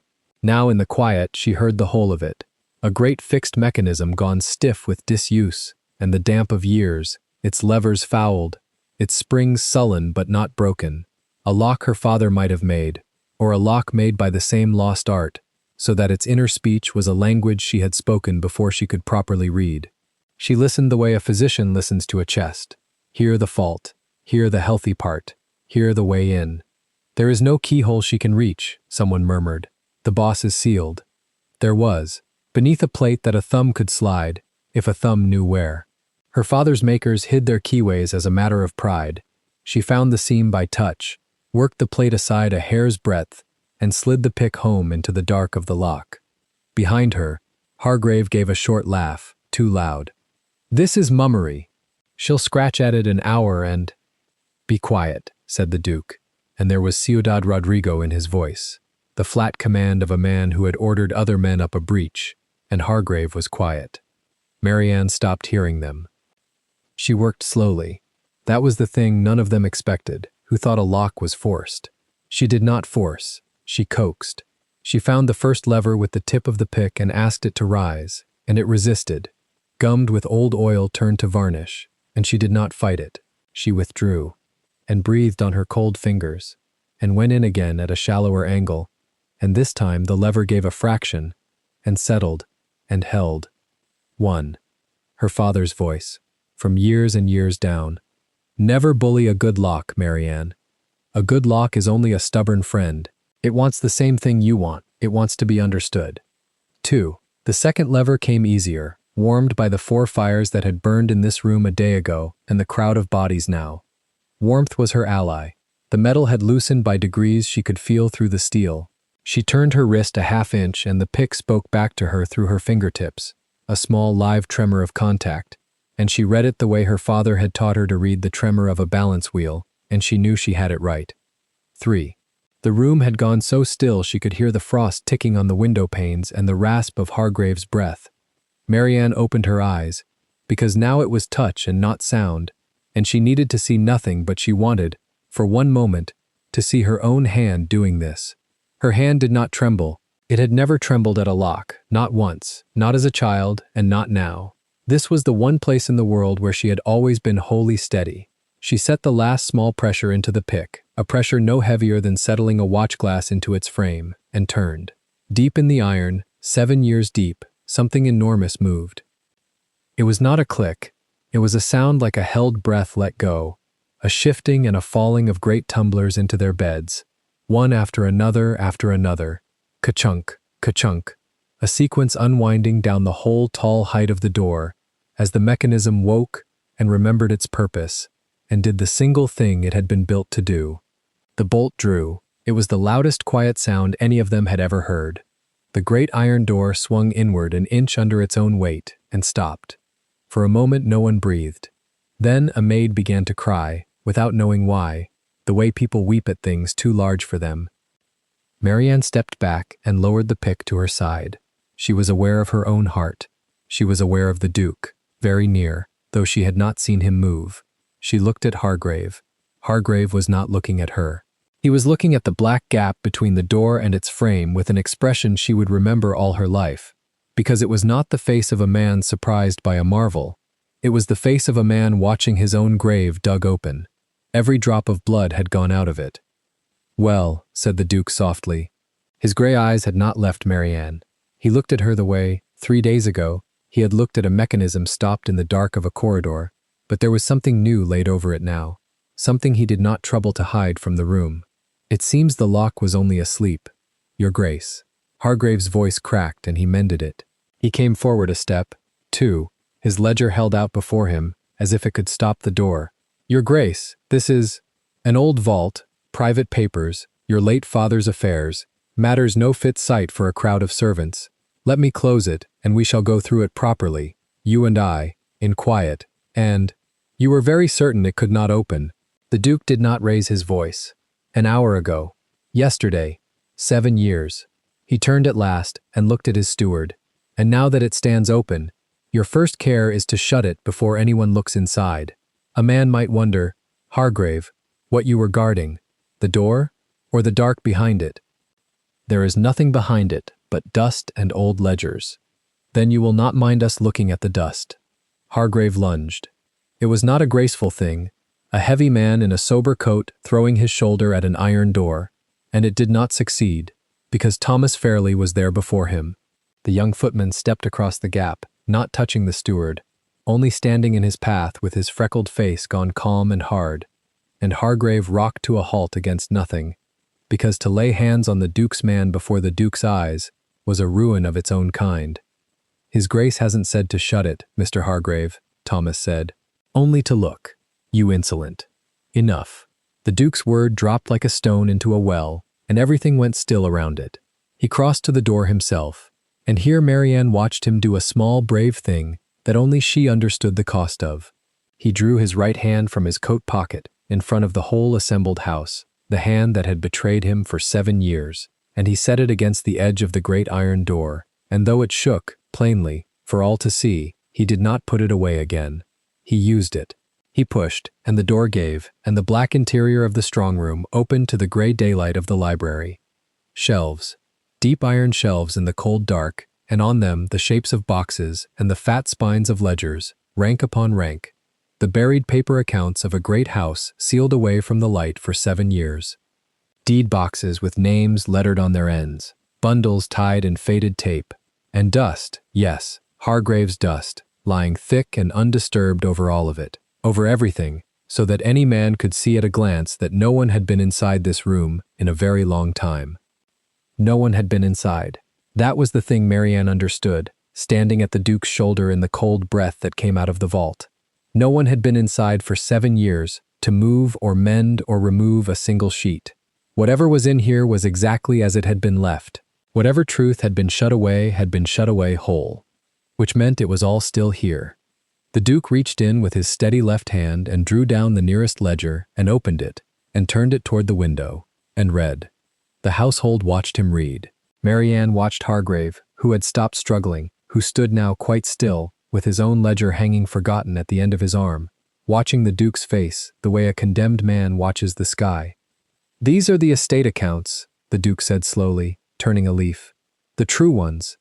In my father's clerk's hand, and then another's." He turned another leaf. His voice did not change, but something under it did.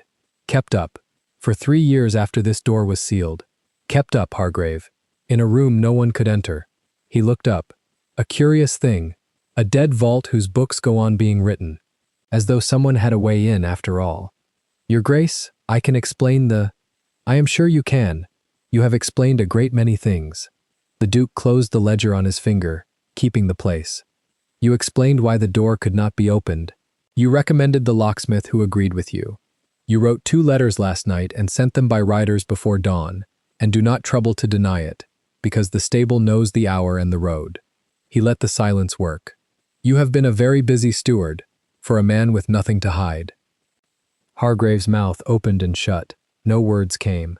The whole room had turned its eyes on him, 30 faces of the people he had bullied and dismissed and cheated of their wages down the years, and there is no colder thing in the world than a servants' hall that has decided a man is finished. Marianne did not gloat. She found, to her own surprise, that she felt no triumph at all, only a strange, still weight, as though a door had opened inside her too. Somewhere in this cold room, on one of these iron shelves, in one of these deed boxes furred with dust, was the paper that had killed her father. She was as sure of it as she had ever been sure of a lock's true note. The men who ruined Josiah Selwyn had needed to bury the proof of it, and there was only one grave in this house deep enough and sure enough to bury a thing forever. They had not counted on the clockmaker's daughter learning to serve tea 3 counties away. They had not counted on a name surviving on a scrap of filed steel. They had not counted on the one lock her father swore she would know when she found it. The Duke straightened. He looked at the ranked shelves, at the dust, at the ledgers that told their own quiet story of a room entered in secret, and then he looked at Marianne, and the household saw him look, and understood, in the way a crowd understands a thing all at once, that the maid in the drab gown had become the most important person in Corbridge House. "Nothing," the Duke said, to the room, quietly, "leaves this vault. Nothing enters it. Fairly. The door stays open, and you stand at it. And if any man or woman in this house lays a hand toward it without my word, you will call for me." He turned to the crowd. "The rest of you go back to your work and hold your tongues. What was said in this room will be spoken of nowhere beyond it until I say so. Is that understood?" It was understood. It is always understood when a duke says it in that voice. They went, the household, in a slow, reluctant tide, looking back over their shoulders at the open black mouth of the strong room and at the girl who had opened it. Mrs. Poole was the last of them to move, and as she passed Marianne she paused half a breath and said, "Lo, your father would be proud, I think," and then was gone before Marianne could answer, her keys ringing away down the passage. Then it was only the 3 of them left, the Duke and Marianne and Hargrave and the open door. The Duke laid the ledger down upon the reading table, gently, and turned to his steward. For a long moment he said nothing at all. He only looked and let Hargrave feel the whole weight of being looked at. "You will go to your room," the Duke said at last, "and you will not leave it. You will write no letters. You will send no riders. Fairly will see to that, and Fairly is younger and quicker than you, and has better cause than you know to see you kept where you are put." He picked up the ledger again and tucked it under his arm. The true accounts, the proof that a sealed room had gone on being written in. "I have 3 days, I think, before your friend arrives. That should be time enough to learn what my own house has been hiding from me. And when Sir Augustus comes up that drive," the name at last, spoken plainly, and Marianne saw the steward flinch at it, "he will find the door open. Imagine his face." Hargrave made one last sound, half a word, and swallowed it, and turned, and went. His tread on the stair was that of a much older man than the one who had laughed an hour before. The Duke stood a moment with the ledger under his arm, and his ruined right hand open at his side, no longer hidden, and looked into the dark of the vault his father had sealed. Then he looked at Marianne, and for the first time in 3 years, and perhaps for the first time in far longer than that, something eased in the hard line of his mouth that was very near to the beginning of a smile. "Miss Selwyn," he said, "it appears we have a great deal of reading to do." But the shelves went back further than the daylight reached, into a cold he had not yet touched, and neither of them yet knew that near the very back of the strong room, behind the deed boxes and beneath the dust of 7 untroubled years, there was a place where the iron did not sit quite flush against the stone. By the 3rd morning after the door came open, Marianne had a ring of keys of her own, and she hated the weight of it. Mrs. Poole had pressed the iron into her palm at dawn, brisk, unsmiling, and said the mistress of the linen closets answered to no one below the steward now. It was a promotion. It felt like a hand closing round her wrist. She moved through the house differently, and the house felt it. Maids who had scrubbed beside her a week ago dropped their eyes when she passed. A footman held a door and called her Miss Selwyn without the small mockery that word had carried before. She kept the brass key in her apron pocket and the steel pick warm against her ribs, and she trusted neither the curtsies nor the softened voices. The strong room stood open under Fairlie's guard, day and night, a lamp burning at its mouth. The Duke worked inside it for hours, with the true ledgers spread on a trestle, his right hand bare on the table for anyone to see. He had stopped hiding it. That, more than the keys, was what frightened the older servants. On the 4th day, a chaise came up the drive faster than the frost allowed. Marianne watched it from the linen room window 3 floors up, and knew the crest on the door before she could read it. She had been waiting for it since the door came open. The horses were blown and steaming. A tall man stepped down without haste, drew off one glove finger by finger, and looked up at the front of the house as though pricing it. Sir Augustus Verney had arrived a full day sooner than any man expected. She went down because staying above would have been cowardice, and cowardice was a thing her father had not left her the means to afford. By the time she reached the stone passage, the whole below stairs had gone quiet, in the particular way of a house that has felt a change in its master's weather. "He's brought a magistrate," Fairlie said at her shoulder. His face had lost its color, and a clerk, and a great deal of paper. "Of course he has," Marianne said. She had thought, in the long nights, that the danger would come as an argument. She had prepared herself to be called a liar again, to stand in a room and be disbelieved, and to bear it. She had not understood, until she saw the magistrate's dull good coat come through the hall, that Verney would not argue at all. Men who mean to win do not argue. They arrange. That evening the house filled with candles it had not lit in 7 years. Verney had proposed it within an hour of arriving, and the Duke, cornered by his own courtesy before witnesses, had been unable to refuse without seeming to hide something.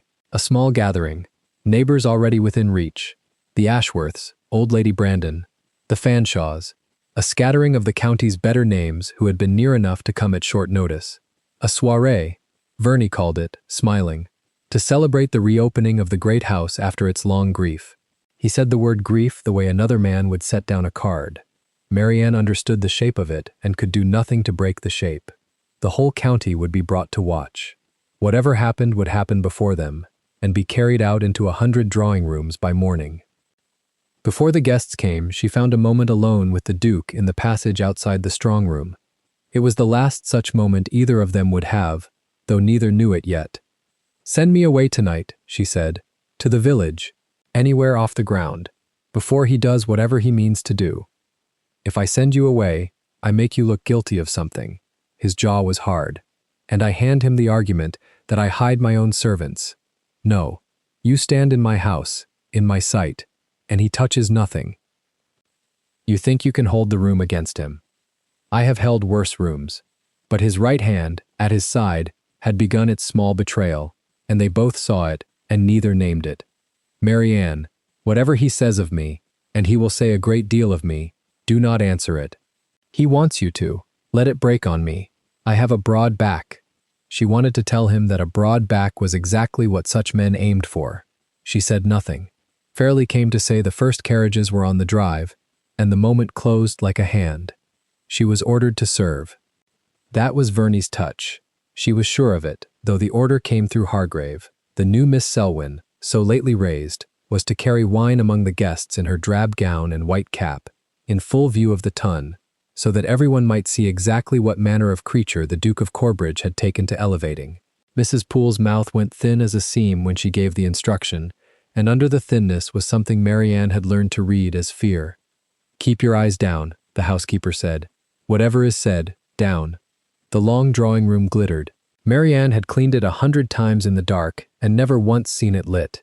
Now the girandoles blazed and the silk on the walls came alive, and the county stood about in its jewels, and she went among them with a tray, small and quick and silent, a brown moth crossing a field of light. The Duke stood near the fire. He wore the bottle-green waistcoat and his face was a shut door. Twice his eyes found her across the room, and twice she looked away first, because she could feel Verney watching the place where their glances met. Verney held the center without seeming to want it. He moved from group to group with his silver-headed cane, his brocade catching the light, and he talked of the wonder of the house, the sealed vault, the mystery of it, the marvel that it had been opened at last. He led them all, gently, without a single false step, toward the thing he meant them to be looking at. "And is it true," Lady Brandon asked in a carrying voice, "that a servant opened it? A girl?" "Quite true," Verney said.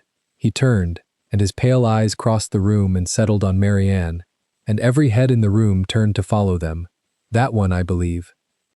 The tray went very still in her hands. "Come here, girl," Verney said, kindly. That was the cruelty of it. He said it kindly, as one calls a dog forward to show its trick, and there was nothing in his voice a witness could later swear was unkind. She looked to the Duke. It was the wrong thing to do, and she knew it as she did it. Verney saw the look travel, and something behind his fine face was pleased. "His Grace," Verney said to the room, "has been generous, perhaps too generous, but then he was always the softest of us." He smiled at his cousin. "You will forgive an old man of business, Sebastian, if I am less easily charmed. I have spent 30 years keeping this family from being cheated. It is a habit one does not lay down. Say what you have come to say, Augustus." The Duke's voice was low and even. "You have dressed it in enough candles." "As you wish." Verney turned his signet ring once round his finger. "There has been a theft in this house." The room drew its breath as one. Into the hush he went on, unhurried, building it stone by stone, the way another man might build a wall to shut someone inside. "Mrs. Ashworth's diamond brooch," he said, "missed from her room not 2 hours since, where she had laid it by before dinner. A grave thing. A guest robbed under the Duke's roof. On the very night the house was thrown open. He was desolated to raise it. But a magistrate happened, by God's providence, to be present, and the thing must be looked into at once, before any servant could carry the piece from the house." "Search them," said Mrs. Ashworth, faint and shrill. "Search them all." "That would be the fair course," Verney agreed. "Every servant. I would not have one soul accused above another." He said it so that it sounded like mercy, and Marianne, standing frozen with her tray, felt the trap close its second jaw, because a search of all was a thing no one could call unjust, and she already knew, with a cold that went to the bone, whose pocket the brooch would be found in. They were lined along the wall, the whole serving staff, and searched one by the housekeeper under the magistrate's eye. Marianne stood in the row and made herself breathe. Fairley was 3 places down, rigid. Mrs. Poole worked along the line, with her spectacles down her nose, and her hands not quite steady. The room watched. This was better sport than any of them had hoped the evening would furnish, and they made no pretense otherwise. Fans slowed. A young man near the window murmured something to his neighbor, and both looked at the row of servants with the frank appraisal of people at a horse fair. Old Lady Brandon had drawn a chair to the edge of it and sat with her hands folded on her stick, missing nothing. "You will find," Verney said conversationally, "to no one and everyone, that the ones who have most to hide stand quite still. It is the innocent who fidget." Marianne heard it and understood the cruelty of it. Stand still and be marked. Move and be marked. There was no bearing to hold that the room had not already been taught to read against her. When she came to Marianne, she hesitated. "The apron also," Verney said from across the room, pleasant, watching. "Mistress Poole, the pockets, if you please." Marianne felt the housekeeper's fingers find the pocket. She felt them close on the little brass key and draw it out, and she saw Verney's face sharpen with a flicker of something like appetite. And then Mrs. Poole's fingers found the other thing, the hard thing folded in linen against the seam, that Marianne had not put there. The brooch came out into the candlelight, diamonds throwing white fire. A woman gasped. The room made a single ugly sound and then went silent. "There," said Verney, softly, and it was the softness of a man who has been proved right and grieves to be. "There it is." Marianne looked at the thing in Mrs. Poole's palm and knew she had never touched it before this moment. She looked up and found the Duke's face, and saw him understand it too, saw him move. Mrs. Poole stood with the brooch on her open palm and did not close her hand. Her spectacles had slipped and she made no move to right them. For one breath Marianne thought the old woman would speak, would say what her own honest eyes had surely told her, that the pocket had been light of everything but a brass key when the evening began. But the magistrate reached and took the brooch from her palm, and the moment passed, and the housekeeper's mouth shut on whatever had been behind it. She stepped back into the line of servants, and her hands, when they folded at her waist, gripped each other white. "That was placed there." He came forward, and the county fell back from him. "Augustus, look at me, and tell me you did not have that put in her pocket." "I?" Verney's brows rose. "I have not been below stairs since I arrived, as 40 servants will swear. Sebastian." His voice dropped, private and terrible and perfectly audible. "I feared this, when your letters stopped making sense, when I heard you had raised a scullery girl over your own steward, a girl with a certain name, I feared exactly this, a man alone too long in a cold house. It is no shame, but you are not able, just now, to see her clearly. Anyone in this room can see it. You looked to her before you looked to the evidence." And that was the third jaw, and it closed on the Duke. Marianne saw it land. Every word Verney spoke in her defense would have damned her. Instead, he spoke in the Duke's defense, gently, as a loving cousin distressed for a great man's dignity, and turned the Duke's every attempt to shield her into further proof that the Duke was bewitched, unwell, not to be trusted with the matter. The more the Duke defended her, the madder he was made to look. He could feel it happening and could not stop it, and Marianne watched the knowledge of that reach his eyes. "Show me the steward's ledger from this evening," the Duke said, changing his ground, his voice roughening.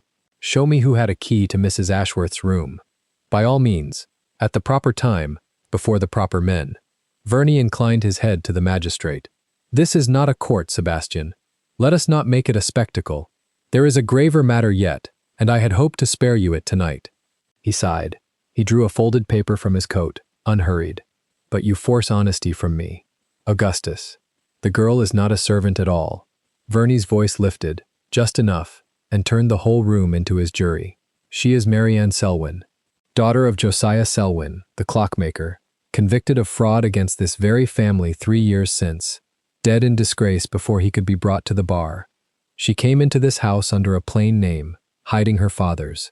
She learned the ways of the vault that his kind alone can pick. And she opened, gentlemen, with a burglar's steel, a door your own locksmith swore was honest. He let it sit. Ask yourselves what such a person is. Ask what she came here to find." He held out his gloved hand, and Hargrave, who had been standing back in the shadow of the door all this while, came forward and laid the steel pick across the offered palm. A rustle went round the room at the name, Selwyn. 2 of the older guests exchanged a glance that said they remembered it. Remembered a small trial 3 winters past, a clockmaker undone, a shop shut up on the market square. Verney had counted on that. He had chosen his neighbors as a card player chooses a table. The name did half his work for him before he had finished speaking it, and the half-memory in the room curdled, quietly, into certainty. Verney raised it to the light. Marianne's name showed along the shaft, filed there by her father's hand when she was 12 years old, and she watched the county read it and understand it wrong. "Her father made her a picklock before she was breeched," Verney went on, gently marveling, "and taught her its use, and sent her out into good houses to practice it. It is almost to be pitied. She was bred to this, as another child is bred to the harp." He turned the shaft so the filed letters caught the candles. "One cannot blame the blade, only the hand that carries it, and the softer hand that let it in. A tool," Verney said, "made and marked for the picking of locks, carried on her person, into a house of secrets." He set it down beside the brooch, the two of them together on the tray a footman held. Evidence laid neat as a shop window. A thief's whole kit. I am sorry, Sebastian. I am more sorry than I can say. The Duke had gone white about the mouth. She opened that vault at my order, before the whole household. I stood witness. You stood charmed, Verney said, so tenderly it was worse than a shout. Everyone here loves you too well to say it, so I will bear the unkindness alone. You have not been yourself since the war. The house has known it and covered for it out of love. I have watched you sign what was put before you and forget you signed it. A pause. Exquisite. You cannot even hold a pen steady. How should you hold a judgment steady against a clever girl who whispers to locks? There it was, at last, laid bare before the county. The trembling hand, named aloud as unfitness. The very wound Marianne had once called useful, turned into a blade and set against them both. The Duke's right hand closed at his side. Every eye in the room had found it now. Marianne understood, standing there with the diamonds still glittering in the housekeeper's hand, that this was the floor of the thing. There was nowhere lower. If she spoke, she deepened it. A serving girl arguing with a magistrate was a serving girl condemning herself. If the Duke spoke for her, he sank with her, and worse, he handed Verney the house, the estate, and the guardianship of a man declared unfit. The proof that would clear them both was locked in the dark at the back of the vault, where neither of them yet knew to look, under 7 years of dust, and a place where the iron did not sit flush to the stone. She could feel the shape of the whole trap now, complete, and she was inside it, and the one door out led further down. So she made the only move the trap had left her. She took it. His Grace is not unwell, she said. Her voice was not loud, but the room had gone so still that it carried to the walls. Heads turned. She kept her chin level, and her eyes, for once, not down. He judged the lock rightly, and it opened as he said it would. There is nothing wrong with his mind. She set her tray down on the side table, carefully, so that not a glass rang. The wrong is somewhere else in this room, and it is not in him. Be silent, Verney said, and for the first time a thread of something else moved under the smoothness. I will be. She looked at the Duke, and she made her face give him nothing to fight for, because his fighting was the very rope around his neck. I'll not have this house pulled down over a linen maid. Send for the constable in the morning, if the magistrate wishes it. I'll not run tonight. It cost her more than anything had cost her since her father died, to hand herself over so, but she saw it land where she meant it. If she went quietly, the Duke had no cause to ruin himself defending her from a fight she had declined. She was buying him the night. She was buying the vault its chance to be searched to its last cold inch before Verney could have it sealed again. The magistrate cleared his throat, relieved to be given an easy road. The girl would be confined to her room under lock, and the matter taken up at a decent hour. Nothing need be unseemly. The county exhaled and began, already, to arrange the evening's horror into a story worth the telling. Her keys, Verney said. He had recovered himself. She'll not be locked up with the means to unlock herself. They took the iron ring from her. They took the brass key. Verney's own hand closed round it, and Marianne watched the small worn thing her father had pressed into her palm disappear into a stranger's glove, and something in her chest tore that had not torn even at the brooch. Fairly started forward from the line. She stopped him with one look, a small fierce shake of the head. Not yet, not now, you cannot help me here. And he fell back, shaking. They walked her out through the middle of the county. She kept her back straight the length of the room, past the diamonds and the raised fans and Lady Brandon's whisper, and she did not look at the Duke again, because if she looked at him she would break, and breaking was the one gift she would not make Verney a present of. At the door she passed close to Hargrave. He would not meet her eyes. His florid face had gone the color of tallow, and his hand, on the ledger he clutched to his chest, was not steady either. She stopped, just for a breath, close enough that only he could hear. You planted it, she said. Not a question. He made you. And you're more afraid now than you were before the door came open, because you know what's still inside it. Hargrave's mouth worked. Nothing came out. His watch chain rose and fell too fast against the ledger. You could have been the man who found the truth, she said. You'll be the man who buried it twice. They moved her on before he could answer, up the back stair she had scrubbed on her knees 1,000 times, to the small cold room under the roof. The bolt went home on the outside, She heard the man set to guard it settle his weight against the wall. The candles below burned on without her. She could hear, faintly, the pitch of the drawing room change as the horror settled into gossip. The particular rising murmur of people, well pleased to have witnessed something they might describe for a season. Somewhere in it was the Duke, held on his feet by his own courtesy, unable to follow her, unable to fight without falling. She had done that to him. She had chosen it, and would choose it again, and it did not make the doing lighter. She stood in the dark a long moment. Then she sat on the edge of the narrow bed and did not weep, because weeping was a use of time and she had, she judged, very little of it. She had lost the keys and the brass and her father's steel. She had lost her name a second time, out loud, before the county, and by morning it would be lost in 100 houses more. She had lost the vault, which would be sealed again the instant Verney could arrange it, with whatever it hid still hidden. But she had not lost the one thing her father had truly left her, which was not the key. She closed her eyes in the black room and listened, the way she had been taught before she could read, and she named to herself the lock on the door they had bolted her behind. An old, plain closet lock, single ward, the kind a child could sing open, and then, beyond it, from 3 floors down through the sleeping bones of the house, she set her whole mind toward the great iron door she could no longer reach, and made herself remember the exact place, near the very back, where the metal had rung a half-note wrong under her hand, a place where the iron did not sit quite flush against the stone. She had heard it, that first morning, and thought it nothing. She thought about it now, alone, locked in the dark, with everything taken, and the county already carrying her ruin out into the night. And for the first time since the diamonds fell into the light, she was not afraid. Somewhere below, a door she could no longer open held the one thing that could open every door that had been shut against her. She only had to reach it before the man who had just put her father's key in his pocket thought to look there first. She pressed her ear to the cold planks of the door and let her breath go slow. The lock on the far side was a single ward, coarse country iron, the kind a farmer fits to a granary. Her father would have laughed at it. She had no pick and no key, only a bent pin from her own cap and the hinge song her hands had known before she could read. She worked the pin into the keyhole and felt for the one part that mattered. The ward gave a soft complaint. She stopped, held, coaxed it a hair further. Below the eaves a floorboard shifted. She froze with the pin half-turned. "Miss Selwyn." The voice came through the wood in a rush of breath, close, low. "It's Fairly. The guard's gone down for his supper. I told Cook he'd want feeding." Something in her chest unclenched. "The bolt is drawn on your side." "Aye." Iron scraped.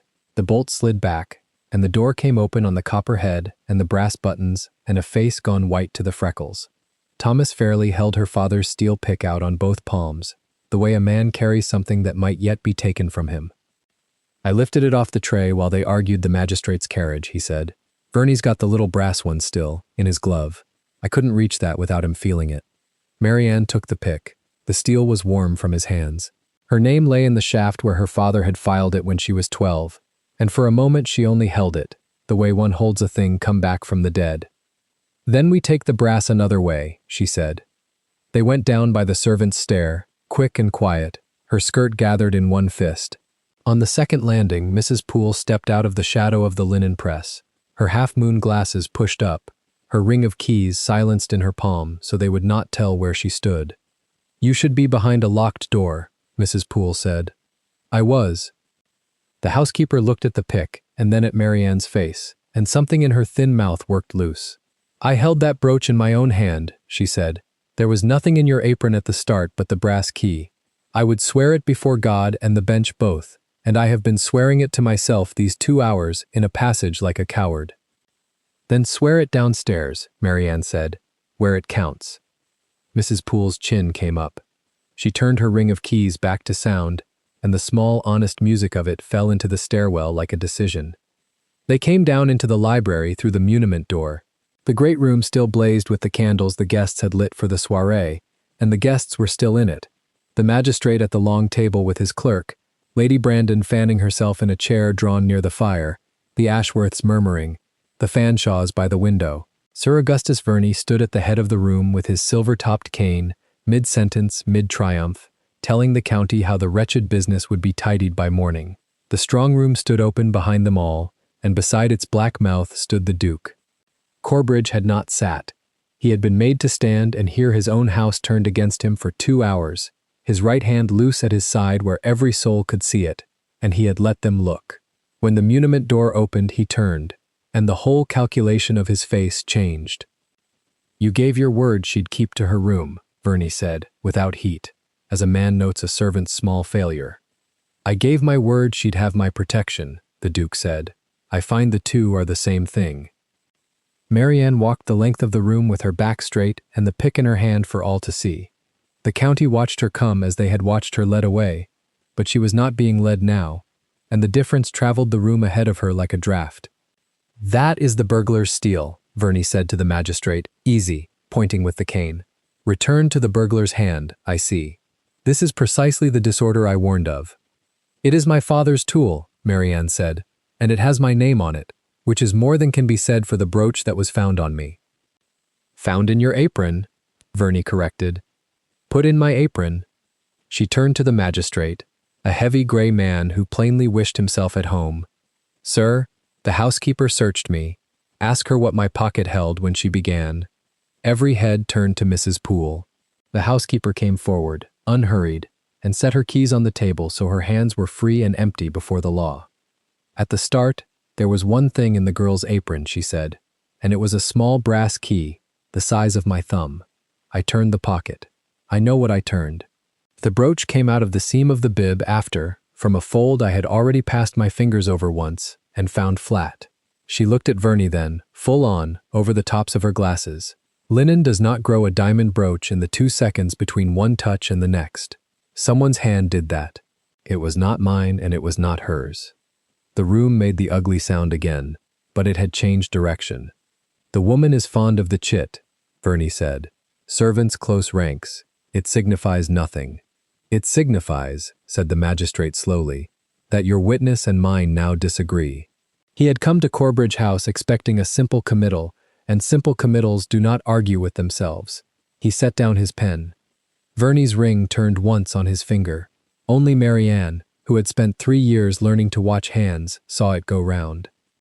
"You planted it through him," she said, and looked past Verney to the shape in the doorway shadow, Hargrave, who had crept back in at the noise, and stood now with his ledger clutched to his chest like a breastplate that had stopped nothing. Mr. Hargrave carried it up while the search was called. He has done as he was told in this house for a long time. He swore the vault could not be opened. He recommended the locksmith who agreed. He wrote the letters that same dawn and sent the riders before the sun. He knows what is still inside that door, and he has spent his whole loyalty keeping it from the light. "You will not speak to the steward," Verney began. "I am not speaking to the steward." She turned. "I am speaking to a room full of witnesses, which is the one thing you never wanted this to have." The Duke moved then, unhurried, and put himself at the corner of the long table where the candlelight was strongest. "Sir Augustus," he said, "empty your left glove." The room went still. "I beg your pardon. You took a small brass key from this woman tonight and put it in your glove. I watched you do it.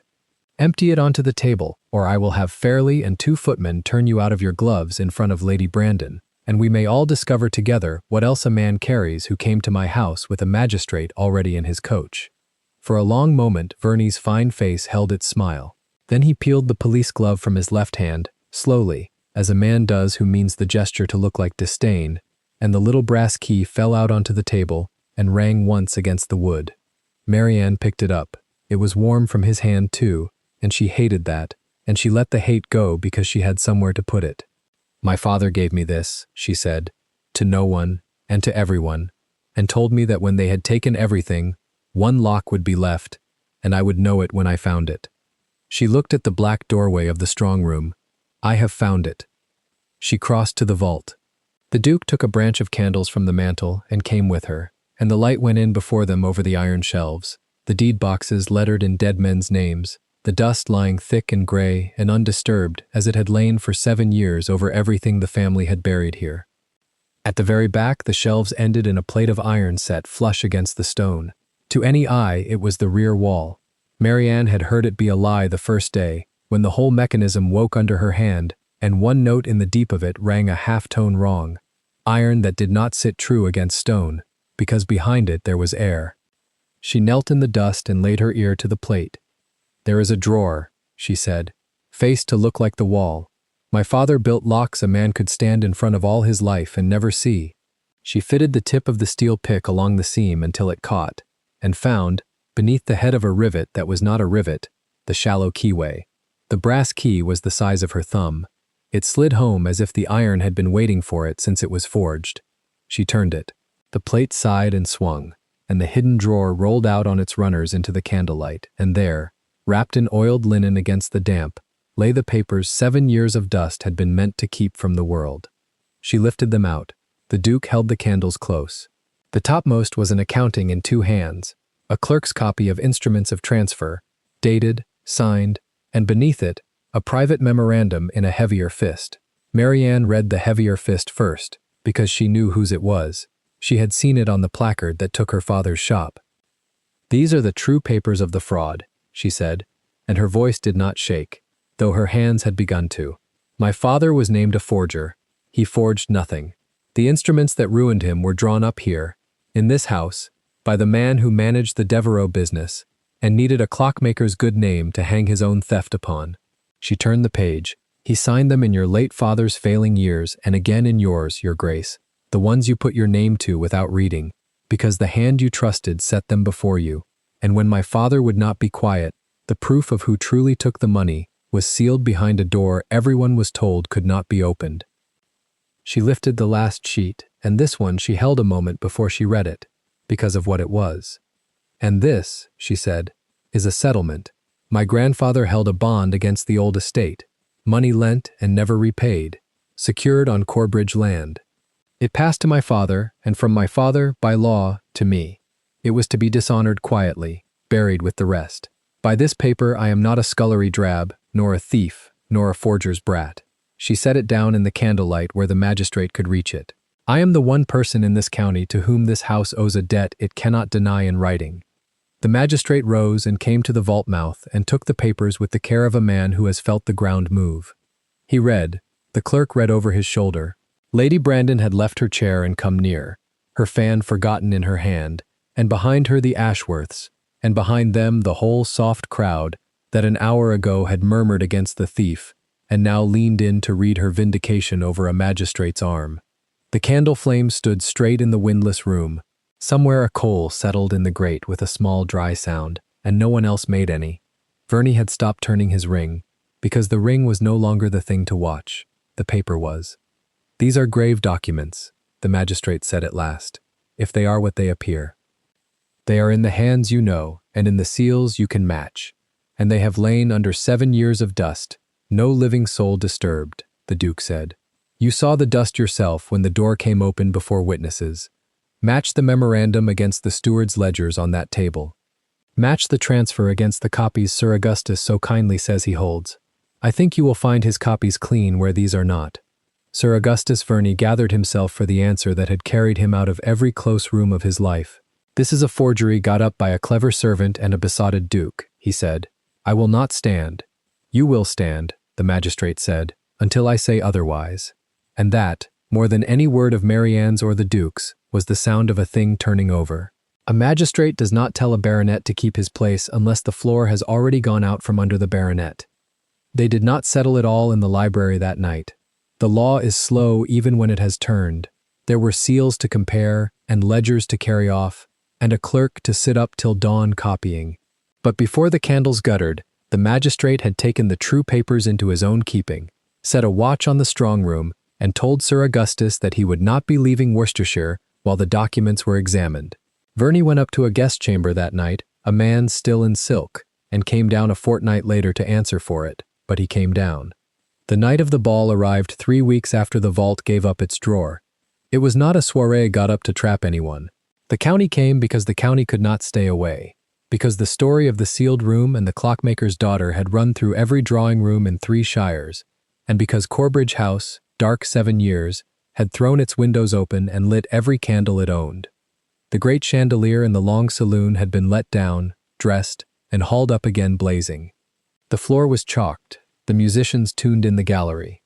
Marianne came down the great stair, the front stair, in the front of the house, after 6. which no one now would tell her she might not do.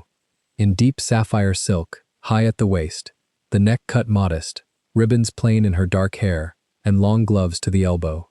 She had let Mrs. Poole's girls dress her hair and had drawn the line at exactly one thing, and it sat now where a lady might carry a fan, her father's steel pick threaded on a ribbon at her wrist, her name in the shaft. She would not go into that room without it. She had gone into every worse room of her life carrying it.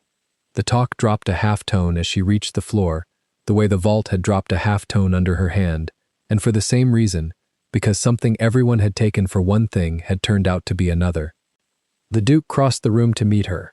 He wore the slate coat and the bottle green waistcoat, and his right hand hung bare at his side, where all the county could see it tremble, and he had stopped, weeks ago, minding that they saw. He did not offer his arm yet. He walked her instead to the head of the room, where the magistrate stood, and where 2 constables of the county waited by the pillars in a way that guests do not, and he turned and let the room gather its own silence. "You have most of you heard the tale by now," he said, "in the wrong order and half of it wrong. You will hear it once in the right order, in my house, from me, and then we will dance." He told it plainly. He named the fraud that had been drawn up under this roof. He named the true thief. He held up, for the county to see, the settled fact that the man who had come 3 weeks ago with a magistrate in his coach to see a servant hanged for theft was himself. By documents now in the law's keeping and matched against his own ledgers, the author of a ruin that had killed an honest tradesman and very nearly killed the truth with him. "Sir Augustus Verney," he said, and turned, and Verney was brought forward between the 2 constables. "No cane now, no glove hiding anything. You managed the business of this family, and you robbed it, and you dressed the robbery in a better man's name. You are this night charged upon the documents, and you will answer at the assizes." He inclined his head to the magistrate, who inclined his in return. There was no shouting, that was the whole of its weight. A footman opened the door, and the man who had ruled every room he entered was walked out of this one between 2 constables, past the Ashworths, past Lady Brandon, past the county he had meant to perform his mercy for, and the county watched him go and said not one word for him. Then the Duke turned to the shadow by the wall where Hargrave stood, ledger still clutched, the last honest thing about him, the sweat on his face. "You are not for the constables," Corbridge said. "You did not draw the fraud. You only swore the door shut over it for 11 years, and carried a brooch up a stair to see an innocent woman hanged rather than let the door open." He held out his hand, and fairly put into it the steward's ring of office and the key of the house. "You will be gone by morning. Without a character, without a pension, and without the salary you have drawn against these ledgers, which the law will now read. You could have been the man who found the truth in that room. You have chosen, twice, to be the man who buried it. Go and be him somewhere out of my sight." Hargrave's mouth opened and shut. He looked once around the room for a single face that would meet his, and found the whiskered, florid ruin of himself reflected in every averted eye, and that was the sentence. Not the loss of the place, but the roomful of backs. He went out by the servant's door he had lorded over for 11 years, and it closed on him with no more sound than any door. The saloon let out its breath. And then, only then, with the thief walked out to the law, and the false steward turned out to the road, and the papers safe, and her father's name spoken clean, in front of the county that had helped bury it, only then did the Duke of Corbridge turn to the clockmaker's daughter, in sapphire silk, and offer his right hand. It trembled. It would always tremble. He held it out anyway, palm up, in front of them all. Marianne looked at it. The hand that could not sign a paper it cared about, could not hold a pistol steady, could not turn a key in a lock that mattered, and she understood, as she had understood the vault the first morning, that it had been held out to no one in 7 years. She laid her hand in it. Her hand was steady. It had always been steady. It was the one thing they had never been able to take. "My lord," she said, low, under the first notes from the gallery, "I am not a transaction, and I will not be a rescue. If you are offering me a place in this house, offer it to what I am." "I am offering it," he said, "to the only hand in England I would trust with the one that fails me." He closed his fingers around hers, the tremor and the steadiness folded together. "Marry me, Miss Selwyn, not because I saved you. You saved yourself in a locked attic with a pin, and I have witnesses. Because there is no room I would rather have you standing in than the one I cannot manage alone. She felt the county watching, the Ashworths and Lady Brandon, and the whole soft murmuring weight of the people who 3 weeks ago had watched her led out for a thief. Let them watch. She had been made small in front of them once, without a choice. She would be made large in front of them now, by her own. It seems, she said, and the corner of her mouth moved, the way his did when it had forgotten how. We have a bargain. They danced. His right hand rested in the small of her back and trembled there, and she matched him step for step, so that no one who did not already know would ever have seen it, and those who did know had the grace, for once, to look away. By the pillar Thomas Fairley stood in his grey livery, with the brass buttons, and watched them turn, and his crooked grin was the plainest glad thing in the room. Near the gallery stair, Mrs. Poole stood straight in her black bombazine, her keys silent at her waist, her thin mouth pressed hard against something that was not quite severity. She had said the girl's father would be proud, and she looked now as though she might, against all her nature, be proud herself. The chalked floor turned under them. The chandelier that had hung dark for 7 years threw its light down over a house that had stopped keeping secrets. Later, when the music had gone quiet, and the guests to their carriages, they stood together at the open door of the strong room. The shelves were being catalogued now in daylight hours, the true ledgers read into the county's record, the buried debt to be paid in full and in public. The little brass key hung on its ribbon at her wrist beside the steel, its work done at last, the lock it had waited for found and opened and emptied of its lie. Your father was right, the Duke said. One lock was left. He was right about the other thing too, Marianne said. She looked not at the vault, but at him, at the grey eyes that had gone over her the first cold morning like a man reading a mechanism no one else could hear, at the hand he no longer hid. He always said the whole of a lock is only whether it is seen truly. A good lock waits its whole life for the one hand that will not force it, and knows it when it comes. She had been that lock, in the drab dress on her knees in the dark, waiting 3 years in the house of the man who had signed her ruin, for someone who would put an ear to her and hear that she was not dead, only shut. And so, she understood now, had he. The candle burned steady between them. The vault stood open, and the clockmaker's daughter, who had been invisible in that house, and was now its mistress, learned what her father had been telling her all along, that the deepest lock of all is a person, and the whole of justice, and the whole of love, is only being, at the last, truly seen. If this story moved you, stop for a moment and reflect. How many people around you carry a small worn tool of their own worth, a brass key no one bothers to see, while a powerful man's trembling hand is served and hers is only scrubbed clean? When a steward laughs that a locked truth can never be opened, who in your life has decided your name was safe to erase? And what would it take for you to press your ear to the iron and prove them wrong?